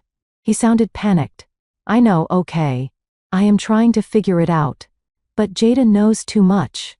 She knows about the pension. Does she know about the insurance? Jessica asked. No, Trayvon said. Nobody knows about that. Dad thought I was paying the premiums. I told him I set it up on autopay through the business account to save on taxes. He didn't know I stopped the payments 3 months ago. My hand flew to my mouth. I stood frozen behind the vending machine. Trayvon, my own brother, he was supposed to be paying the insurance. He took the money from Dad and pocketed it. Where did the money go? Trayvon Jessica demanded. That is $3 grand. You said you paid the vendor. I bought your stupid bag, okay? Trayvon shouted in a whisper. The Hermes Birkin. The vintage one you wouldn't shut up about. You said if I didn't get it for your birthday, you were going to leave me. So, I used the insurance money. I thought I would make it back at the casino before Dad needed a refill. Silence. I felt a cold shiver run down my spine. He killed him. He didn't pull a trigger, but he pulled the plug.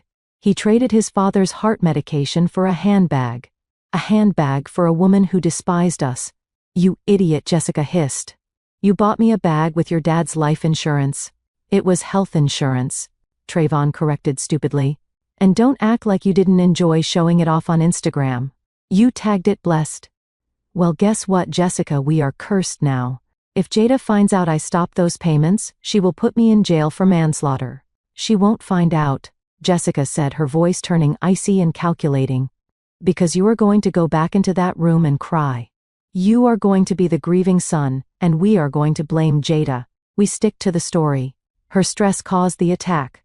The insurance lapse was a clerical error. The bank made a mistake. I reached into my pocket. My fingers brushed the cold metal of my phone. I didn't have the brooch recorder on me anymore. I had left it in the car, but I had my voice memo app.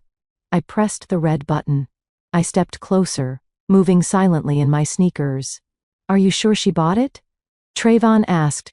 She has to, Jessica said. She is guilty. She feels bad. We just need to keep the pressure on. Tomorrow when your dad wakes up, we tell him Jada came to the hospital to shout at him again. We ban her from the room. We isolate him. And then we get him to sign power of attorney over to you before he gets his strength back. Once you have power of attorney, we can sell the house before the bank takes it." "Sell the house?" Trayvon asked. "But where will they live?" "Who cares?" Jessica said. "Put them in a home. A cheap one. We take the equity and we leave Trayvon. We go to California." I had heard enough. I had the confession. I had the motive. I had the plan. I stopped the recording.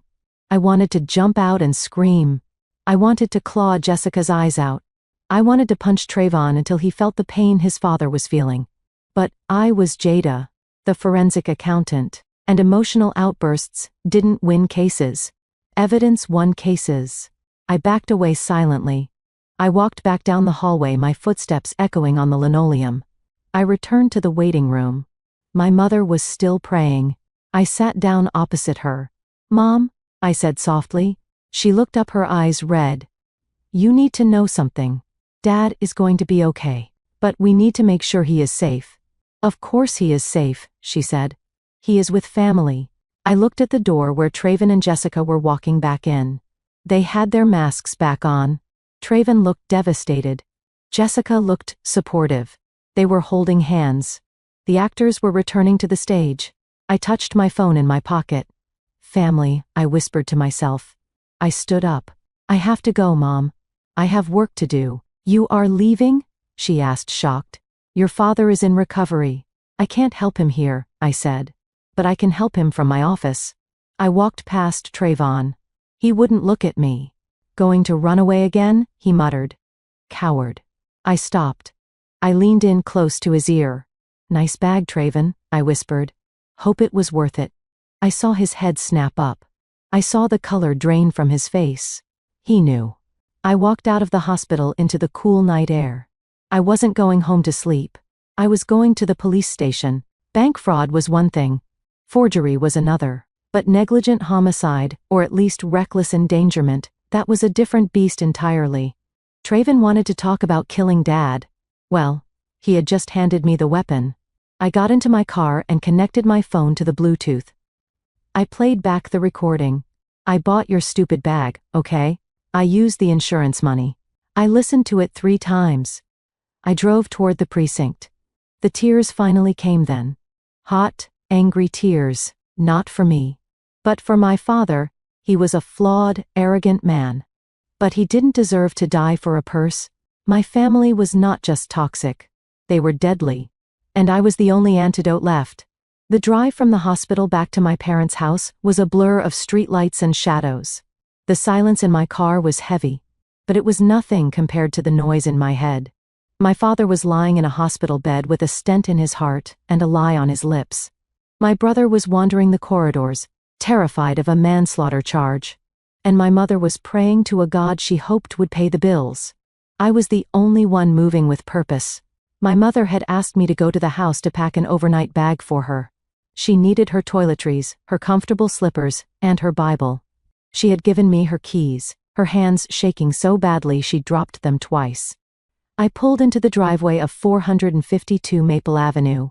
The house looked imposing in the dark. It was a large brick colonial with white pillars and a manicured lawn. It was the physical manifestation of the American dream. It was the stage where my parents had performed their play of success for 30 years. But as I walked up the concrete path, the stage lighting flickered. The motion sensor light above the garage was burnt out. The landscaping near the porch was overgrown with weeds choking the azaleas. Cracks in the facade were starting to show. I reached for the front door handle, but my hand stopped inches from the brass lock. I froze. There was something taped to the door. It was not a flyer for a pizza place. It was not a note from a neighbor. It was a bright, aggressively red envelope taped at eye level with heavy-duty packing tape.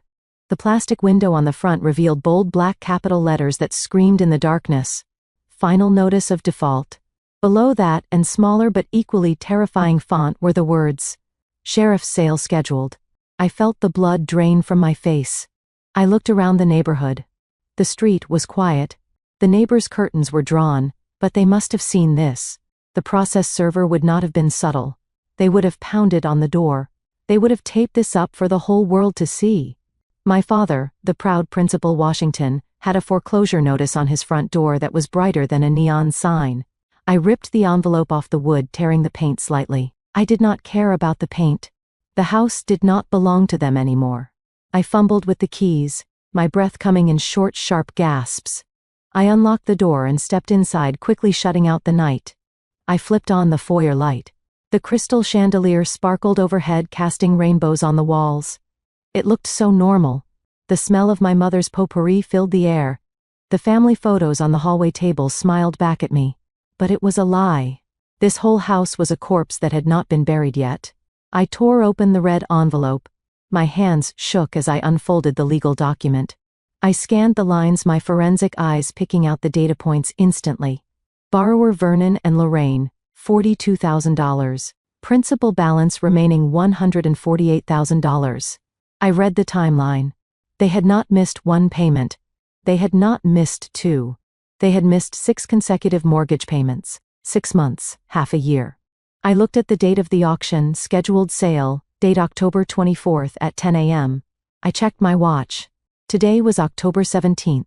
The house was being sold in exactly 1 week, 7 days. I leaned against the wall, sliding down until I hit the floor. My father knew. He had to know. You do not miss 6 months of payments by accident.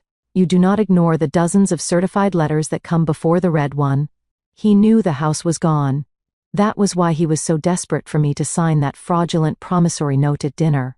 He needed to show the bank that there was a new guarantor. He needed to show them a new income stream to stop the auction. He was going to use me as a human shield. He was going to let me sign my name to a debt that was already terminal. If I had signed that paper, the bank would have come after me for the $42,000 immediately.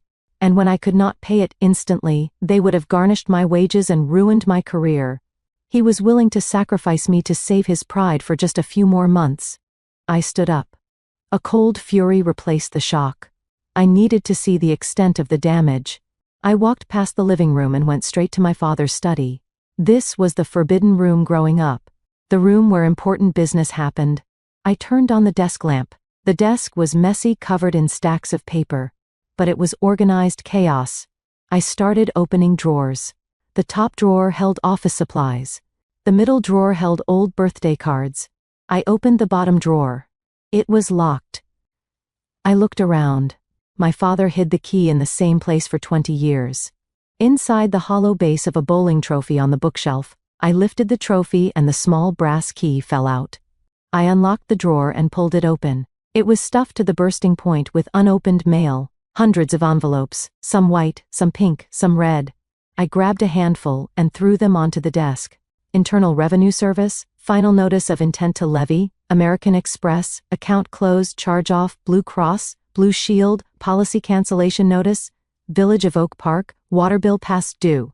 It was a graveyard of financial responsibility. He had stopped paying everything. Not just the mortgage, everything. He was drowning, and instead of asking for help, instead of downsizing, he had just stopped opening the mail. He lived in a fantasy world where if he did not see the bill, it did not exist. And my mother, Lorraine, I walked upstairs to their bedroom to pack her bag. Her closet was full of St. John knits and designer hats. She had a collection of handbags lined up on the shelf. She walked around town like the queen of the suburbs. She had no idea. She truly had no idea that she was sleeping in a house that belonged to the bank. She was at the hospital right now praying for a miracle, unaware that next Tuesday, a sheriff was going to come and put her furniture on the curb. I packed her bag mechanically. Toothbrush, nightgown, Bible. I looked at the Bible. The truth shall set you free. Well, the truth was about to set them out on the street. I zipped the bag and walked back downstairs. I stood in the center of the living room. This house held so many memories, most of them bad but some of them good. I remembered learning to ride a bike in the driveway. I remembered Christmas mornings before Jessica came along. If the auction happened, strangers would buy it. They would flip it. They would tear out the carpets and paint over the memories. My parents would be homeless. They would have to move into a motel or worse, try to move in with me. No, that could not happen. A plan began to form in my mind. It was cold. It was calculating. It was exactly the kind of move Mr. Sterling would have applauded. I was a forensic accountant. I dealt in distressed assets. I dealt in leverage. Right now 452 Maple Avenue was a distressed asset. The bank did not want the house. They wanted the money. They wanted the bad debt off their books before the quarter ended. If I paid off the arrears, I would just be enabling them again. They would treat it as a bailout. They would never learn. But what if I didn't pay it off? What if I bought it? Not as Jada. If Jada bought the house, they would think they still owned it. They would think it was family property. They would disrespect me in my own building. I took out my phone. It was almost midnight, but I knew who to call. Michael Vance, the junior partner at my firm and the best real estate attorney in Chicago. We had worked late nights together on the Enron file. He owed me a favor. I dialed his number. He picked up on the third ring, his voice groggy. Jada, it is midnight. Are you okay? I am fine, Michael. I need you to do something for me first thing in the morning. Okay, what is it? I need you to form an LLC, a limited liability company. Sure, I can do that in my sleep. What do you want to name it? I looked at the red notice on the desk. I looked at the lies my father had told. I thought about the justice that was coming. Call it the Phoenix Group LLC, I said. No, that is too cliché. Call it Nemesis Holdings LLC, Nemesis. Okay. A bit dramatic, but fine. Who are the officers? Just me, I said. But I want my name completely shielded. Use a registered agent. I do not want my name appearing on any public search. I want this company to be a ghost. Done, Michael said, waking up a bit more. What is the purpose of the entity? Real estate acquisition, I said. Specifically purchasing distressed debt. Jada, what are you doing? Michael asked, his tone shifting to concern. I am buying a house, Michael. The address is 452 Maple Avenue, Oak Park. Silence on the other end. Then, a soft exhale. That is your parents' house, Jada. Yes, it is. Are they selling? Not by choice, I said. The bank is auctioning it next Tuesday, but I do not want to wait for the auction. I want you to contact the bank's loss mitigation department tomorrow morning. Tell them Nemesis Holdings LLC wants to make a cash offer to purchase the note. We will pay the full arrears and assume the principal balance, or we will buy the deed in lieu of foreclosure. Whatever gets the title transferred fastest. Jada, this is dangerous, Michael warned. If you own the house, you have to evict them or you become their landlord. I know, I said. Why not just lend them the money? Because they stole from me, Michael. They stole my identity. They stole my credit. And if I lend them money, they will never pay me back. But if I own the roof over their heads, I own the control. I want the deed, Michael. I want the piece of paper that says I decide who sleeps here and who doesn't. Okay, Michael said. I will draft the offer letter. How much cash do you have access to? I have my trust fund from my grandmother, I said. The one they don't know about. And my bonus from last year. I can cover the $42,000 in arrears tomorrow. Consider it done, Michael said. I will call the bank at 9 a.m. By noon, Nemesis Holdings should have a tentative agreement. Thank you, Michael. I hung up the phone. I stood in the silent house. It felt different now. A moment ago, it was a dying animal. Now it was merchandise. I picked up the red notice from the desk and folded it neatly, putting it into my pocket. I would not tell my mother. I would not tell my father. I would let them worry. I would let them think the end was coming, because the end was coming. The era of Vernon and Lorraine Washington, the king and queen of Maple Avenue, was over. Next week, when they came home from the hospital, they would not be coming home to their house. They would be coming home to my house, and the rent was going to be very expensive, not in money but in respect. I grabbed my mother's bag and turned off the lights. As I locked the front door, I looked at the spot where the notice had been. The tape had left a sticky residue. I would have to get that cleaned off, I thought. I didn't want sticky tape on my new front door. I walked to my car under the moonlight. The fear was gone. The sadness was gone. I felt lighter. I wasn't a victim of identity theft anymore. I was a real estate investor. And I had just found the deal of a lifetime. The Oak Park Country Club was a fortress of old money and exclusion. It was the kind of place where the carpet was so thick it swallowed your footsteps, and the chandeliers were cleaned by men on scaffolding once a week. My father, Vernon, had spent his entire adult life trying to get a membership here. He had been rejected twice, but tonight for his 40th wedding anniversary, he had rented the grand ballroom. He was paying for access he could not earn, and certainly could not afford. The theme of the night was ruby and gold. It was billed as a celebration of 4 decades of Black excellence, and a fundraiser for the church building fund. 2 days after I bought their house out from under them, through my shell company Nemesis Holdings LLC, my phone rang. It was Trayvon. I expected him to be panicked. I expected him to be screaming about the foreclosure notice I had removed from the door, but he was calm. He was arrogant. He sounded like a man who believed his own lies. "Jada," he said, his voice clipped and professional. "Mom wants you at the party on Saturday. She says it looks bad if the whole family isn't there. People will talk." I held the phone away from my ear, looking at the new deed to 452 Maple Avenue that was sitting on my desk. "I will be there, Trayvon," I said. "I wouldn't miss it." "Good," he replied. "But there is a condition. You are not sitting at the head table. You are not sitting with the guests.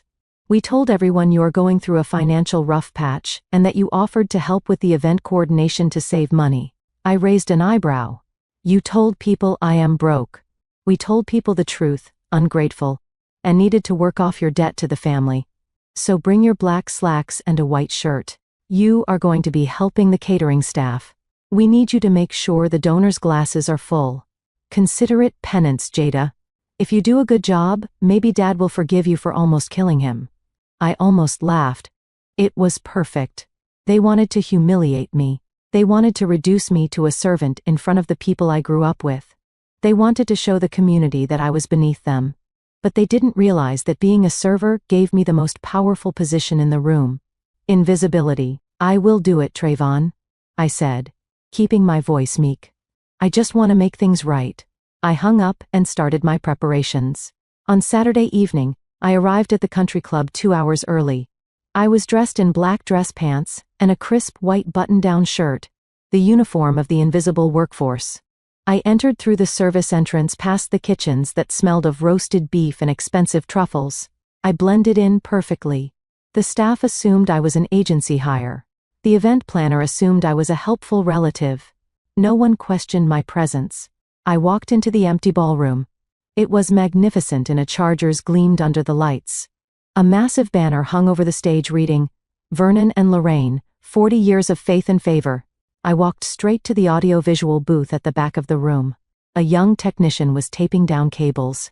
"Hi," I said, flashing my most charming smile. "I am the daughter. My dad sent me to check the slideshow. He is very particular about the order of the photos." The technician looked relieved. "Oh, thank God. The file he sent me was a mess. Please, fix it."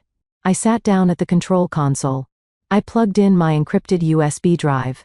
I opened the presentation file labeled Anniversary Tribute. I scrolled through the photos.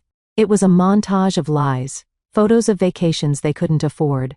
Photos of cars they leased. Photos of Trayvon pretending to cut ribbons at business openings that didn't exist.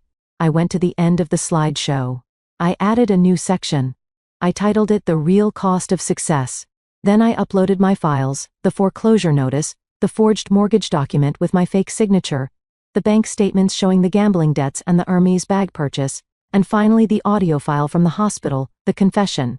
I set the transition timing to 5 seconds per slide, long enough for everyone to read, long enough for the truth to sink in. I saved the file and ejected my drive. "All set," I told the technician. "Just press play when my dad starts his speech." "You got it," he said, giving me a thumbs up. I walked back out onto the floor. My phone buzzed in my pocket. It was a text message from Detective Reynolds of the Economic Crimes Unit. "We are in position. Unmarked units at the north and south exits. 2 officers in plain clothes are inside near the bar. We will wait for your signal." I texted back a single emoji, a green light. I had met with Detective Reynolds 3 days ago. When I laid out the evidence, the forgery, the wire fraud, the insurance embezzlement, he had been stunned.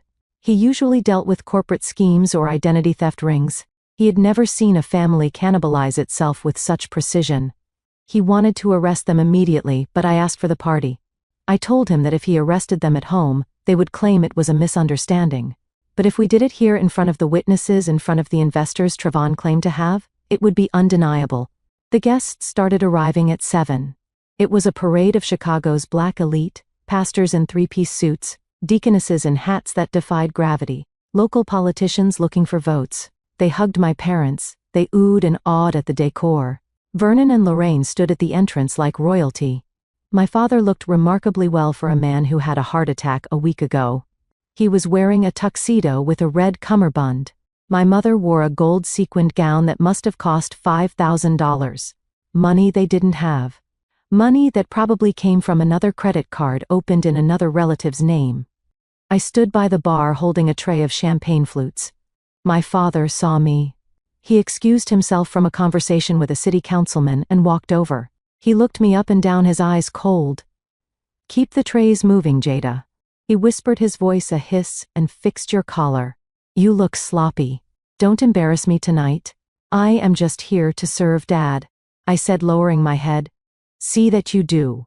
He snapped, "and stay away from the head table. I don't want you hovering over Jessica." I watched him walk away. He strutted. He preened. He had no idea that the waiters pouring the water were actually police officers. He had no idea that the house he was going home to was already owned by the daughter he just insulted.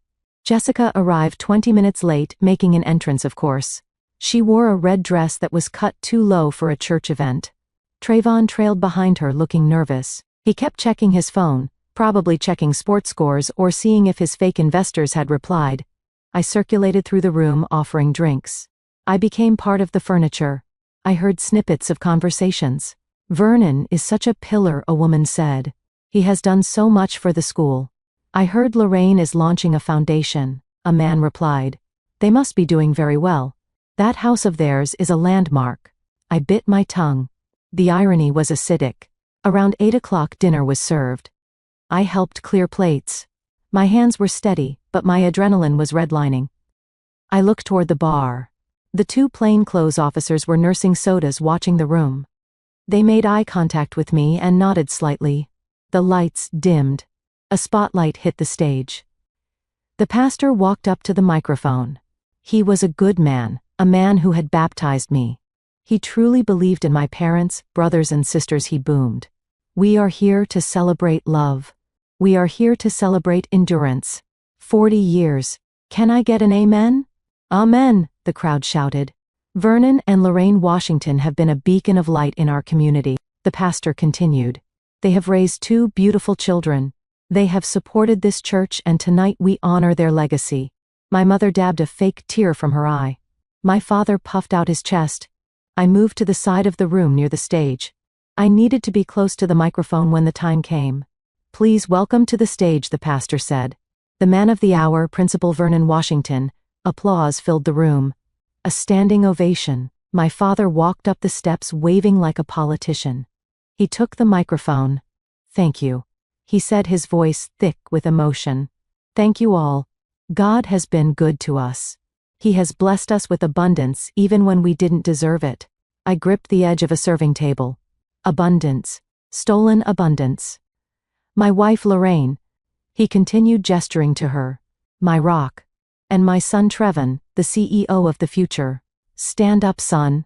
Trevon stood up, buttoning his jacket, trying to look important. "And my daughter Jada," Vernon added almost as an afterthought. "She is working hard tonight, somewhere in the back. We taught our children the value of service." A few people chuckled. A ripple of uncomfortable laughter.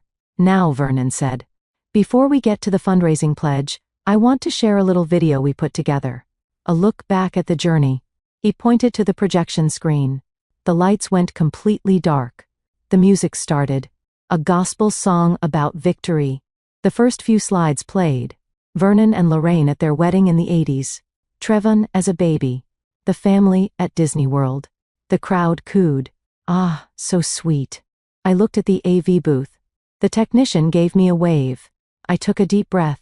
The music was about to fade. The transition was coming. I signaled the officer at the bar.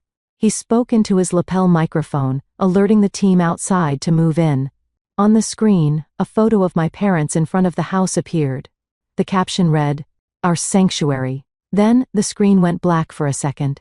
When it lit up again, the music stopped abruptly. The slide that appeared was stark white with red text. "The real cost of success. A murmur went through the crowd. People shifted in their seats thinking it was an artistic choice. Then the next slide hit. It was the foreclosure notice. High definition. The words "Final Notice of Default" were 10 feet tall. The murmur turned into a gasp. I saw my father freeze on stage. He turned around to look at the screen. His mouth opened. The next slide. The forged mortgage document. My name circled in red. The next slide. The bank statement. DraftKings $5,000. Hermes $3,200. Trevon stood up, knocking his chair over. "Turn it off," he screamed. "Turn it off." But the technician didn't turn it off. He was confused, looking down at his console. And then came the audio. I had synced it perfectly. My voice rang out through the ballroom speakers, clear and amplified.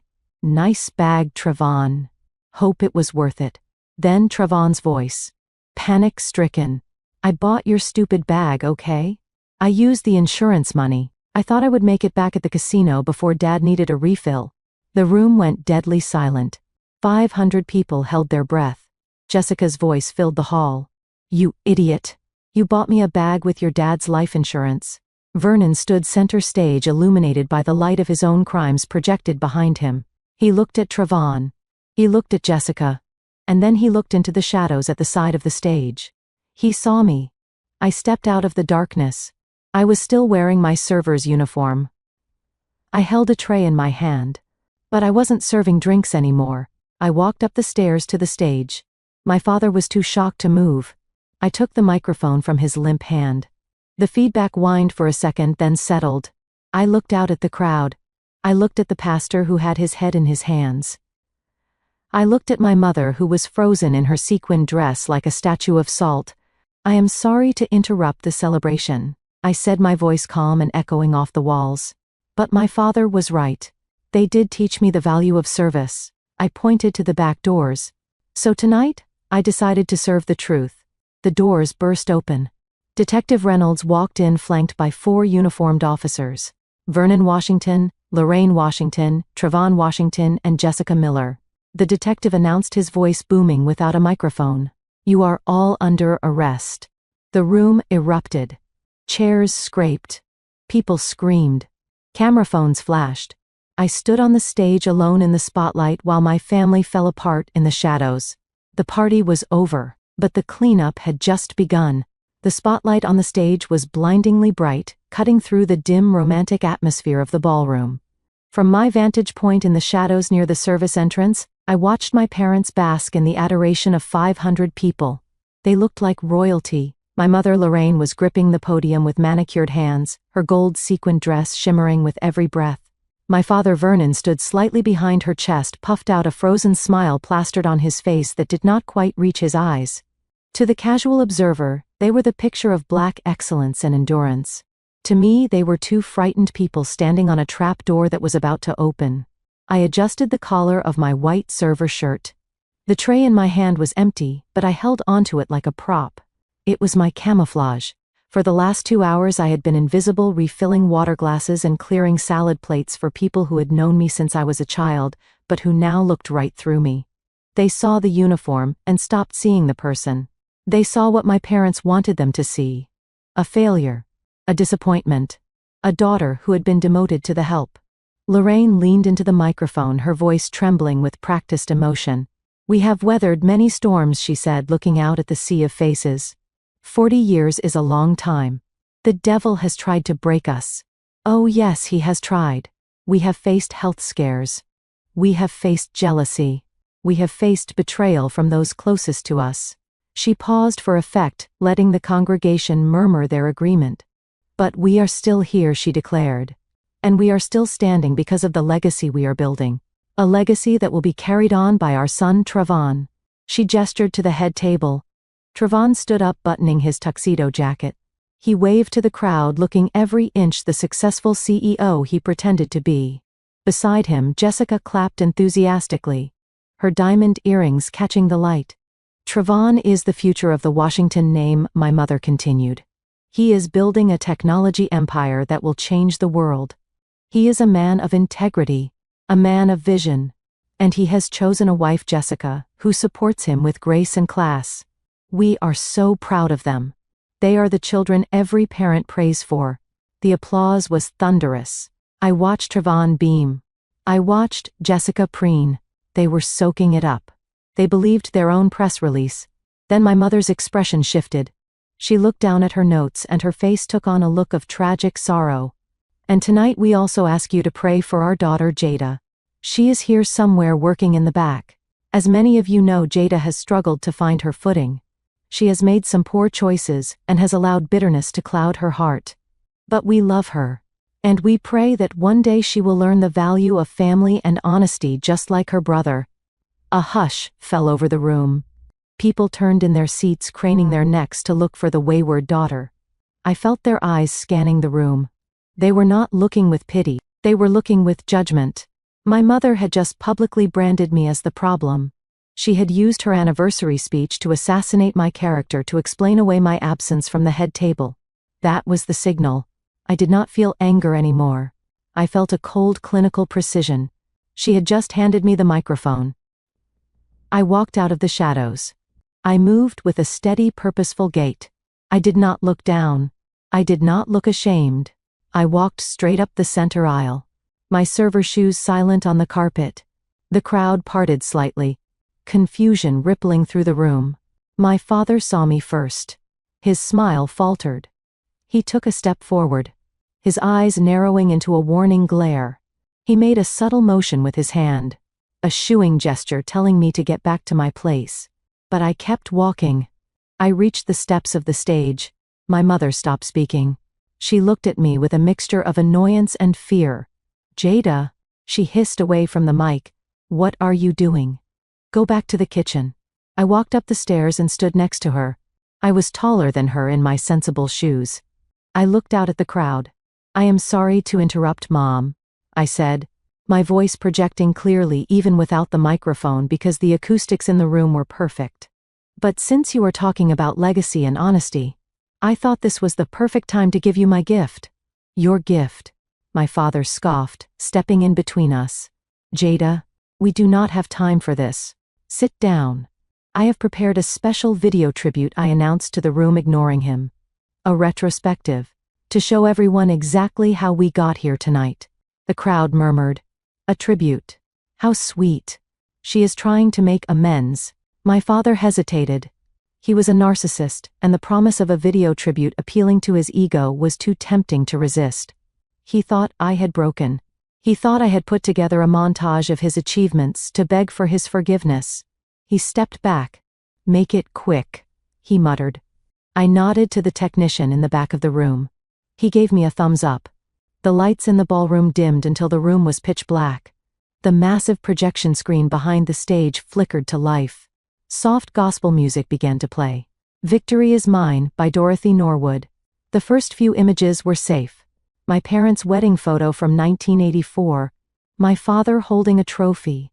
My mother in a hat. Ah, the crowd cued. Trevon and Jessica relaxed at the head table. They leaned back in their chairs smiling. Then the music stopped. It did not fade out. It cut off with a sharp, jarring scratch.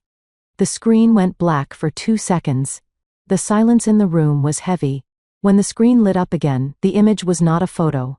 It was a document. It was crisp, high definition, and 10 feet tall.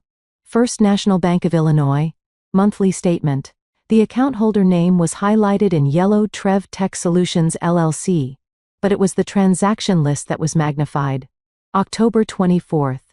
DraftKings Sportsbook. Debit. $5,000. October 25th. Horseshoe Casino. Withdrawal. $2,000.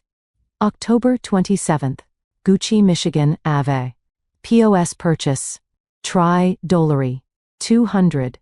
October 28th. Porsche leasing. Payment. $1.800. The text at the bottom of the screen appeared in bold red letters. Source of funds: unauthorized home equity loan on 452 Maple Avenue. A gasp went through the room. It started in the front row and rolled back like a wave. Trevon shot up from his chair. He knocked his wineglass over. What is that? He screamed. Turn it off. That is fake.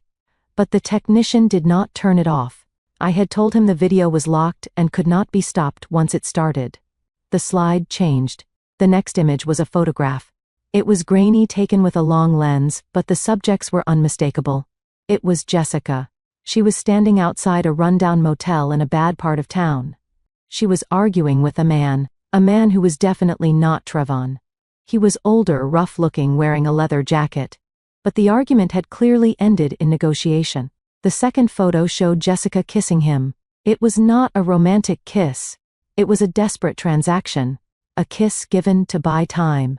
The caption appeared: Jessica Miller paying her gambling bookie.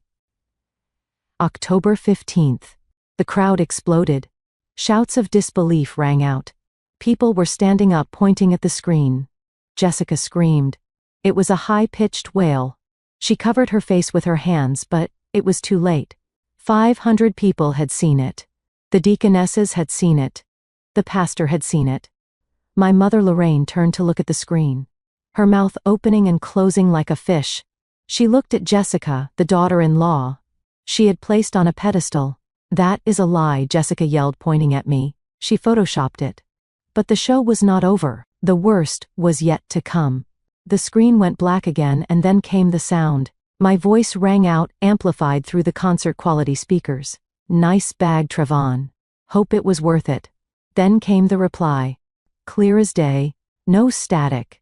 Just the terrified voice of my brother recorded in the hospital hallway. "I bought your stupid bag, okay? The Hermes Birkin. The vintage one you would not shut up about. So I used the insurance money.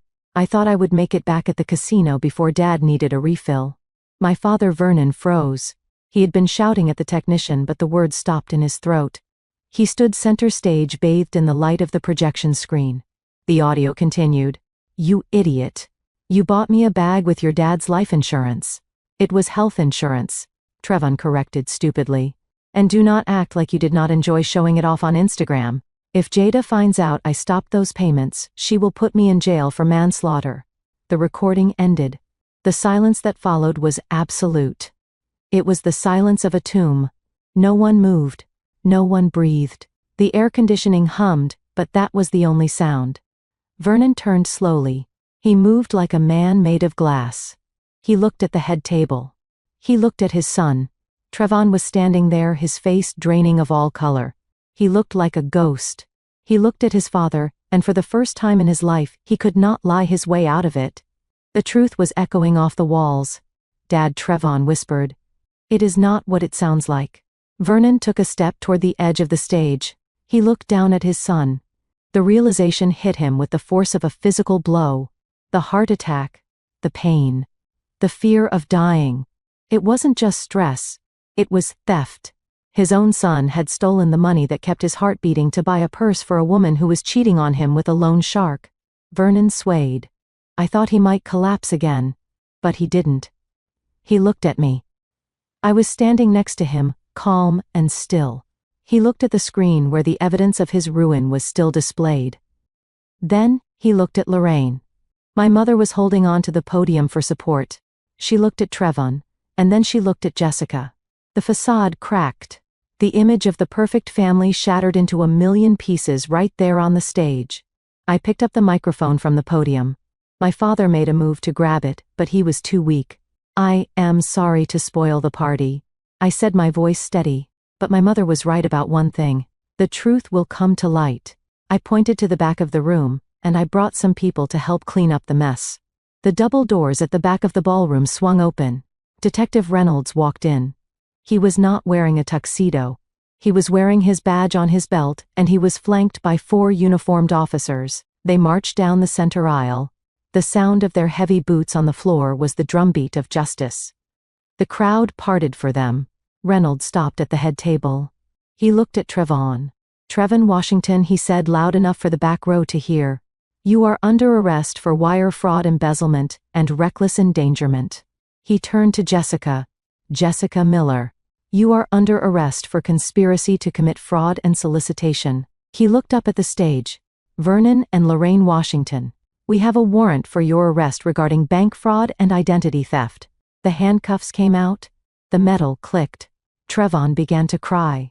Not a dignified cry but a sobbing wail of a child who got caught. Jessica started screaming that her father was a lawyer, that she would sue everyone. My mother collapsed into a chair on stage, weeping into her hands. My father just stood there. He looked at the handcuffs on his wrists. Then he looked at me. "Why?" he whispered. "Why did you do this here? Why, Jada?" I looked him in the eye. "Because you wanted a legacy, Dad. Now you have one." I put the microphone down. I turned and walked off the stage. I walked down the stairs, past the officers, past the weeping guests, past the ruined anniversary cake. I walked out of the ballroom and into the cool night air. I checked my phone. The time was 9:30. The party was officially over. The silence that had gripped the room following the audio recording shattered instantly. It did not break slowly. It exploded. 500 guests, who had spent the evening politely sipping champagne and nodding at my father's speeches, were now on their feet. The sound was deafening. It was a mixture of gasps, screams, and the frantic murmur of people realizing they were witnessing the social execution of the Washington family. The pastor who had baptized me stood in the front row with his mouth open. He looked from the screen where the evidence of the embezzlement was still glowing to my father standing on stage. He shook his head slowly. A look of profound disappointment etched onto his face. He reached for his wife's hand and began to guide her toward the exit. That was the signal. The rats were fleeing the sinking ship. On stage, my mother Lorraine was the first to fall.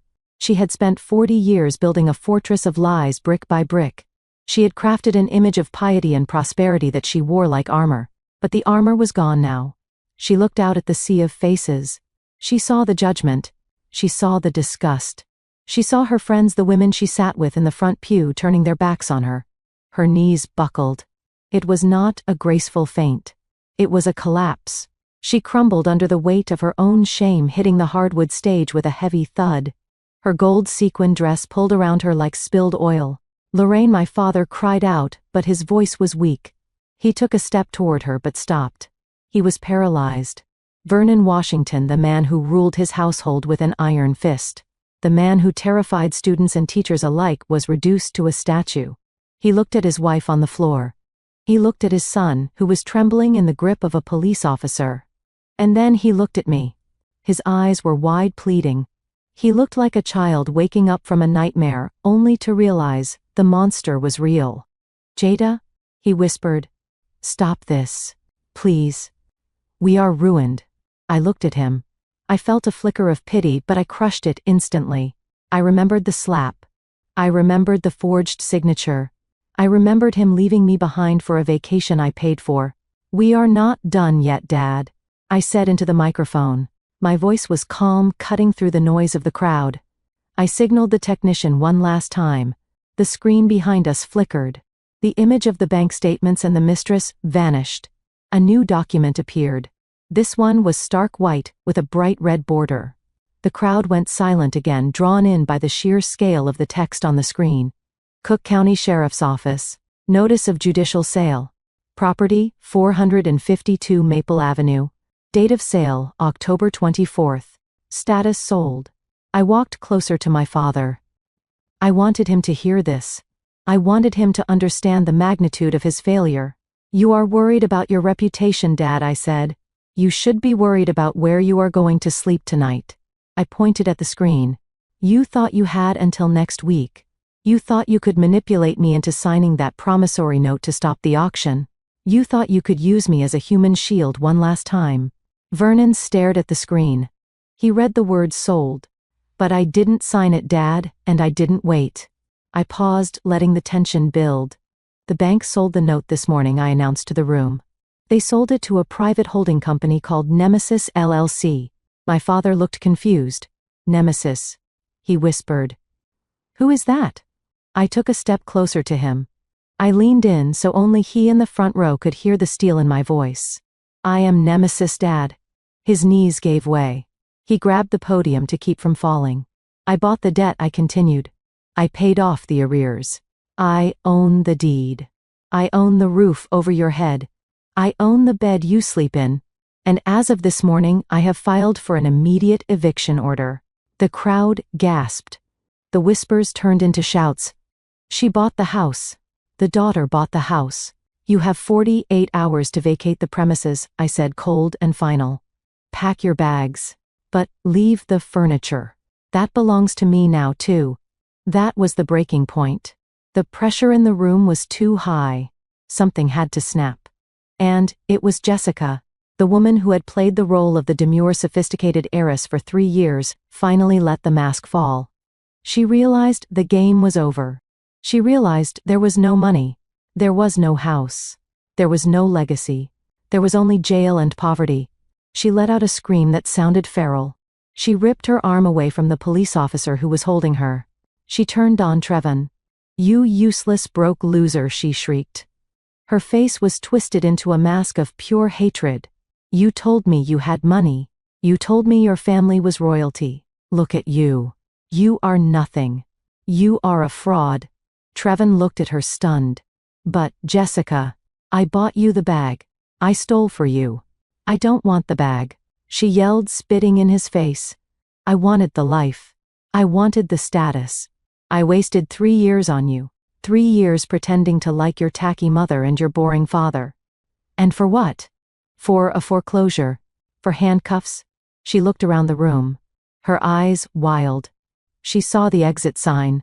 She shoved Trevon hard. He stumbled back, tripping over my mother's prone body. "I am not going to jail for you people," she screamed, using the phrase that had started my war. "I am leaving." She kicked off her high heels and hiked up her red dress. She tried to run toward the side exit, but Trevon snapped. The golden child, the boy who had never been told no. The boy who believed he was a king finally realized he was just a pawn.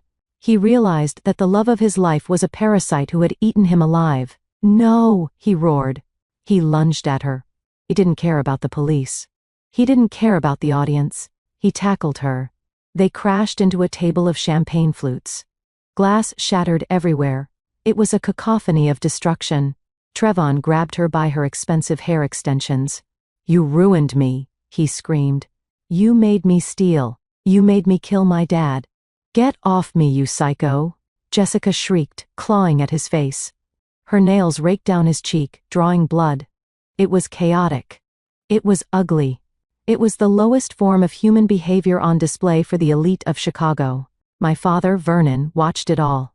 He watched his legacy destroy itself. He watched his son brawling on the floor like a street fighter. He watched his daughter-in-law reveal herself to be a monster. He looked up at the ceiling and let out a sound that I will never forget. It wasn't a scream.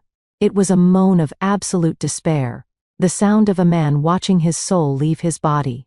The police officers swarmed the pile of bodies. "Get back, everyone, get back!" Detective Reynolds shouted. It took 3 officers to pull Trevon off Jessica. His tuxedo was torn. His face was bleeding. He was sobbing uncontrollably. Jessica was pinned to the ground. Her dress was ripped, exposing the spray tan she was so proud of. She was shouting profanities that would make a sailor blush. I stood on the stage untouched. I was the eye of the hurricane. I watched as they handcuffed Trevon again, tighter this time. I watched them drag Jessica screaming out the side door. The paramedics rushed onto the stage to attend to my mother, who had started to moan softly. My father sat on the steps of the stage, his head in his hands. He looked small. He looked old. He looked like a man who had nothing left to lose, because he had already lost it all. The guests were fleeing. They didn't want to be associated with this. They were running for their cars, texting the gossip to everyone they knew. By tomorrow morning, the Washington name would be mud. It would be a punchline. I walked over to the edge of the stage. I looked down at my father. He looked up at me. His eyes were wet. "We have no home," he whispered. I nodded. "No," I said, "you don't.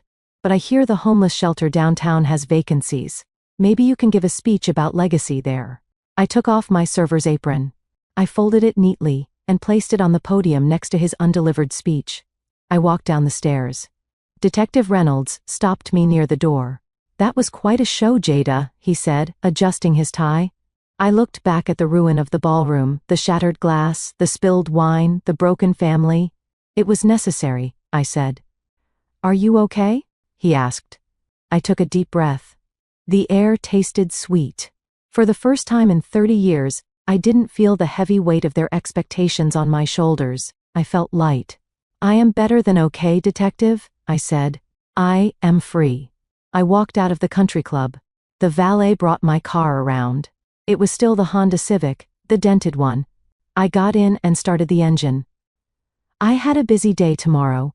I had to meet with contractors. I was going to renovate 452 Maple Avenue. I was going to paint over the beige walls. I was going to tear out the carpets. And most importantly, I was going to change the locks. As I drove away, I saw the flashing lights of the police cars reflecting in my rearview mirror. They were taking my family away. And for the first time in my life, I didn't turn back. The party ended, not with a toast, but with the reading of rights. I stood in the shadow of the ballroom exit and watched the final act of the jagged broken sound that echoed off the high ceilings. He was begging Detective Reynolds to listen to him, trying to blame everything on Jessica, trying to bargain with information he did not have. But the law is a cold machine, and it does not barter with amateurs. I watched them walk him out, his wrists bound behind his back, the tuxedo jacket bunching up around his shoulders. He looked back at me once. There was no anger in his eyes anymore, only terror. He realized for the first time that his parents could not save him, and that his sister would not save him. Jessica was less compliant. She was shouting threats about her lawyers. Lawyers she could not afford. Lawyers who would laugh when they saw the evidence I had compiled. She was dragged out, kicking her heels, leaving scuff marks on the floor that matched the ones she had left on my soul for 3 years. My parents were not arrested that night. The detective decided to let them leave on their own recognizance, pending their arraignment. It was a small mercy, a final shred of dignity allowed to Vernon Washington solely because of his age and his heart condition. But as they walked out of the country club past the staring guests and the whispering waiters, they looked like prisoners anyway. They were prisoners of their own shame.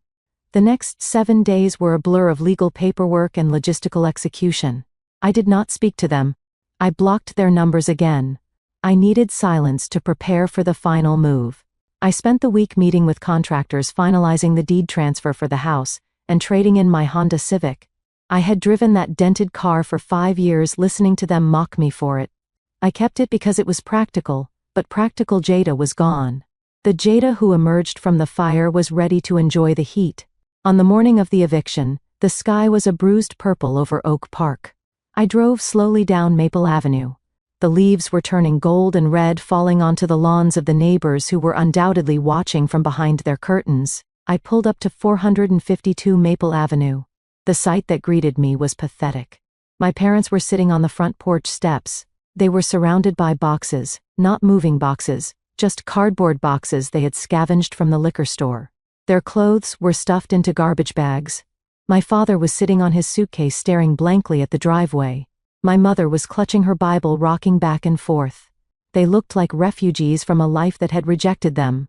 I pressed the gate of my new life. The engine of my car purred a deep, throaty growl that vibrated in my chest. It was a Porsche 911 Turbo S in a custom slate gray. It cost more than the remaining principal on their mortgage. I pulled into the driveway and stopped right in front of them. My father looked up. He squinted at the car. He didn't recognize it. He probably thought I was I opened the door and stepped out. I was wearing a tailored navy suit and heels that clicked with authority on the pavement. I took off my sunglasses. "Jada," my mother breathed. She stood up, dropping her Bible. "Is that you?" "Hello, Mother," I said. "Hello, Vernon." My father stood up slowly, leaning on the railing. He looked at the car, then at me, then back at the car. The realization washed over him. The data entry clerk, the struggling daughter, the girl who couldn't afford a plane ticket. It was all a lie, a mask I had worn to protect myself from their greed. "You," my father whispered, "you have this kind of money." I ignored the question. It was irrelevant now. "I see you are packed," I said, looking at the garbage bags. "They kicked us out." My mother sobbed, moving toward me. "The sheriff came at 8 this morning. He changed the locks. Jada, he gave us 20 minutes to grab our things. We have nowhere to go. Trayvon is in jail. Jessica is gone. We called your Aunt Sarah, but she won't answer. The church won't answer. We have been sleeping in the car for 2 nights waiting for this. She reached out to grab my arm. Jada, please. You have to help us. You are our daughter. We forgive you for the party. We forgive you for embarrassing us. Just take us in. We can sleep on your floor. I stepped back out of her reach. You forgive me. I asked, my voice flat. You stole my identity. You tried to frame me for $150,000 of debt. You almost died, Vernon, and you tried to blame it on me. And you forgive me. We are family, Vernon said, his voice shaking. We made mistakes, but we are blood. I looked at the house. The brick facade was still imposing, but it felt different now. It didn't feel like a fortress of judgment. It felt like an asset. Line item 4 on my balance sheet. I have a proposition for you, I said. My mother's eyes lit up. She wiped her face. Oh, thank God. Thank you, Jesus. I knew you wouldn't abandon us. I walked past them up the stairs to the front door. I reached into my purse and pulled out a key. A shiny new brass key. Vernon watched me unlock the door. His mouth fell open. You have the key? He stammered. I told you at the party, Dad, I said, pushing the door open. I am Nemesis LLC. I own this house. I walked into the foyer. It smelled musty. The air was stale. I walked to the living room. The furniture was still there, just as I had ordered. The bank had seized the house, but I had bought the contents in a separate auction. My parents followed me intimately like guests in a museum. You bought it, my mother whispered, looking around. So we can stay. You bought it for us. I laughed. It was a short, sharp sound. No, Lorraine. I bought it for my portfolio. This is an investment property. I turned to face them. I reached into my briefcase and pulled out a document. It was thick, bound in blue paper. However, I continued. I am currently looking for tenants. Tenants? My father asked, confused. Yes, tenants. I have a unit available. It is a 2-bedroom, 1-bath unit. Garden level. Garden level, my mother said, frowning. You mean the basement? I mean the lower level suite, I corrected. It is fully furnished. It has a kitchenette, and it is available immediately. You want us to live in the basement? My father said, his voice rising in indignation. I am Vernon Washington. I built this house. I slept in the master bedroom for 30 years. You cannot expect me to live in the basement like a servant. I shrugged. Then you can live in the homeless shelter like a stranger. The choice is yours. I held out the lease agreement. Here are the terms. The rent is $2,000 a month. That is fair market value for this zip code. You will pay your own utilities. You will maintain the lawn and the landscaping as part of your rental agreement. $2,000? My father sputtered. Jada, we don't have that kind of money. My pension is gone. You know that. Then you better get a job, I said. I hear the grocery store is hiring baggers. Or maybe you can drive Uber. I really don't care how you get the money, Vernon. But if the rent is late by 1 day, the eviction process starts all over again. And next time I won't be the one waiting in the driveway. It will be the sheriff. I flipped to the last page of the contract. And there is one more clause. Clause 4 billions. I pointed to the text. Strict no guest policy. Specifically, any individual with a criminal record or pending felony charges is barred from the premises. My mother gasped. That means Trayvon. Exactly, I said. Trayvon is never setting foot on this property again. Not to visit, not to eat, not to sleep. If I see him here, if I even smell him here, the lease is void and you are on the street. Do we understand each other? Lorraine started to cry again. But he is your brother. He is facing 10 years in prison, Jada. He needs us. He needs a lawyer, I said. And since you spent all your money on his fake startup, I suggest you use a public defender. I place the pen on top of the contract. Sign it or leave. I have a contractor coming in an hour to start renovating the upstairs. I am turning the master bedroom into my home office. I need to know if I should tell him to clear out the basement or not. Vernon looked at the pen. He looked at the basement door. He looked at the luxury car in the driveway. He realized that the power dynamic had not just shifted, it had inverted. He was no longer the patriarch. He was a tenant. And I was the landlord. He picked up the pen. His hand shook, but he signed. Lorraine signed, next weeping silently. I took the contract and checked the signatures. No forgeries this time. I handed them a single key. This opens the side door, I said. The front door is for the owner. Do not use it. I walked back to the front door. I paused and looked at the chandelier. I remembered standing under it when I was 16 being scolded for getting a B in math. I remembered feeling like I would never be good enough for this house. Now I was too good for it. I walked out to my Porsche. I slid into the leather seat and started the engine. The sound was beautiful. I looked out the window. My parents were standing in the window of the living room watching me. They looked small. They looked trapped. I didn't wave.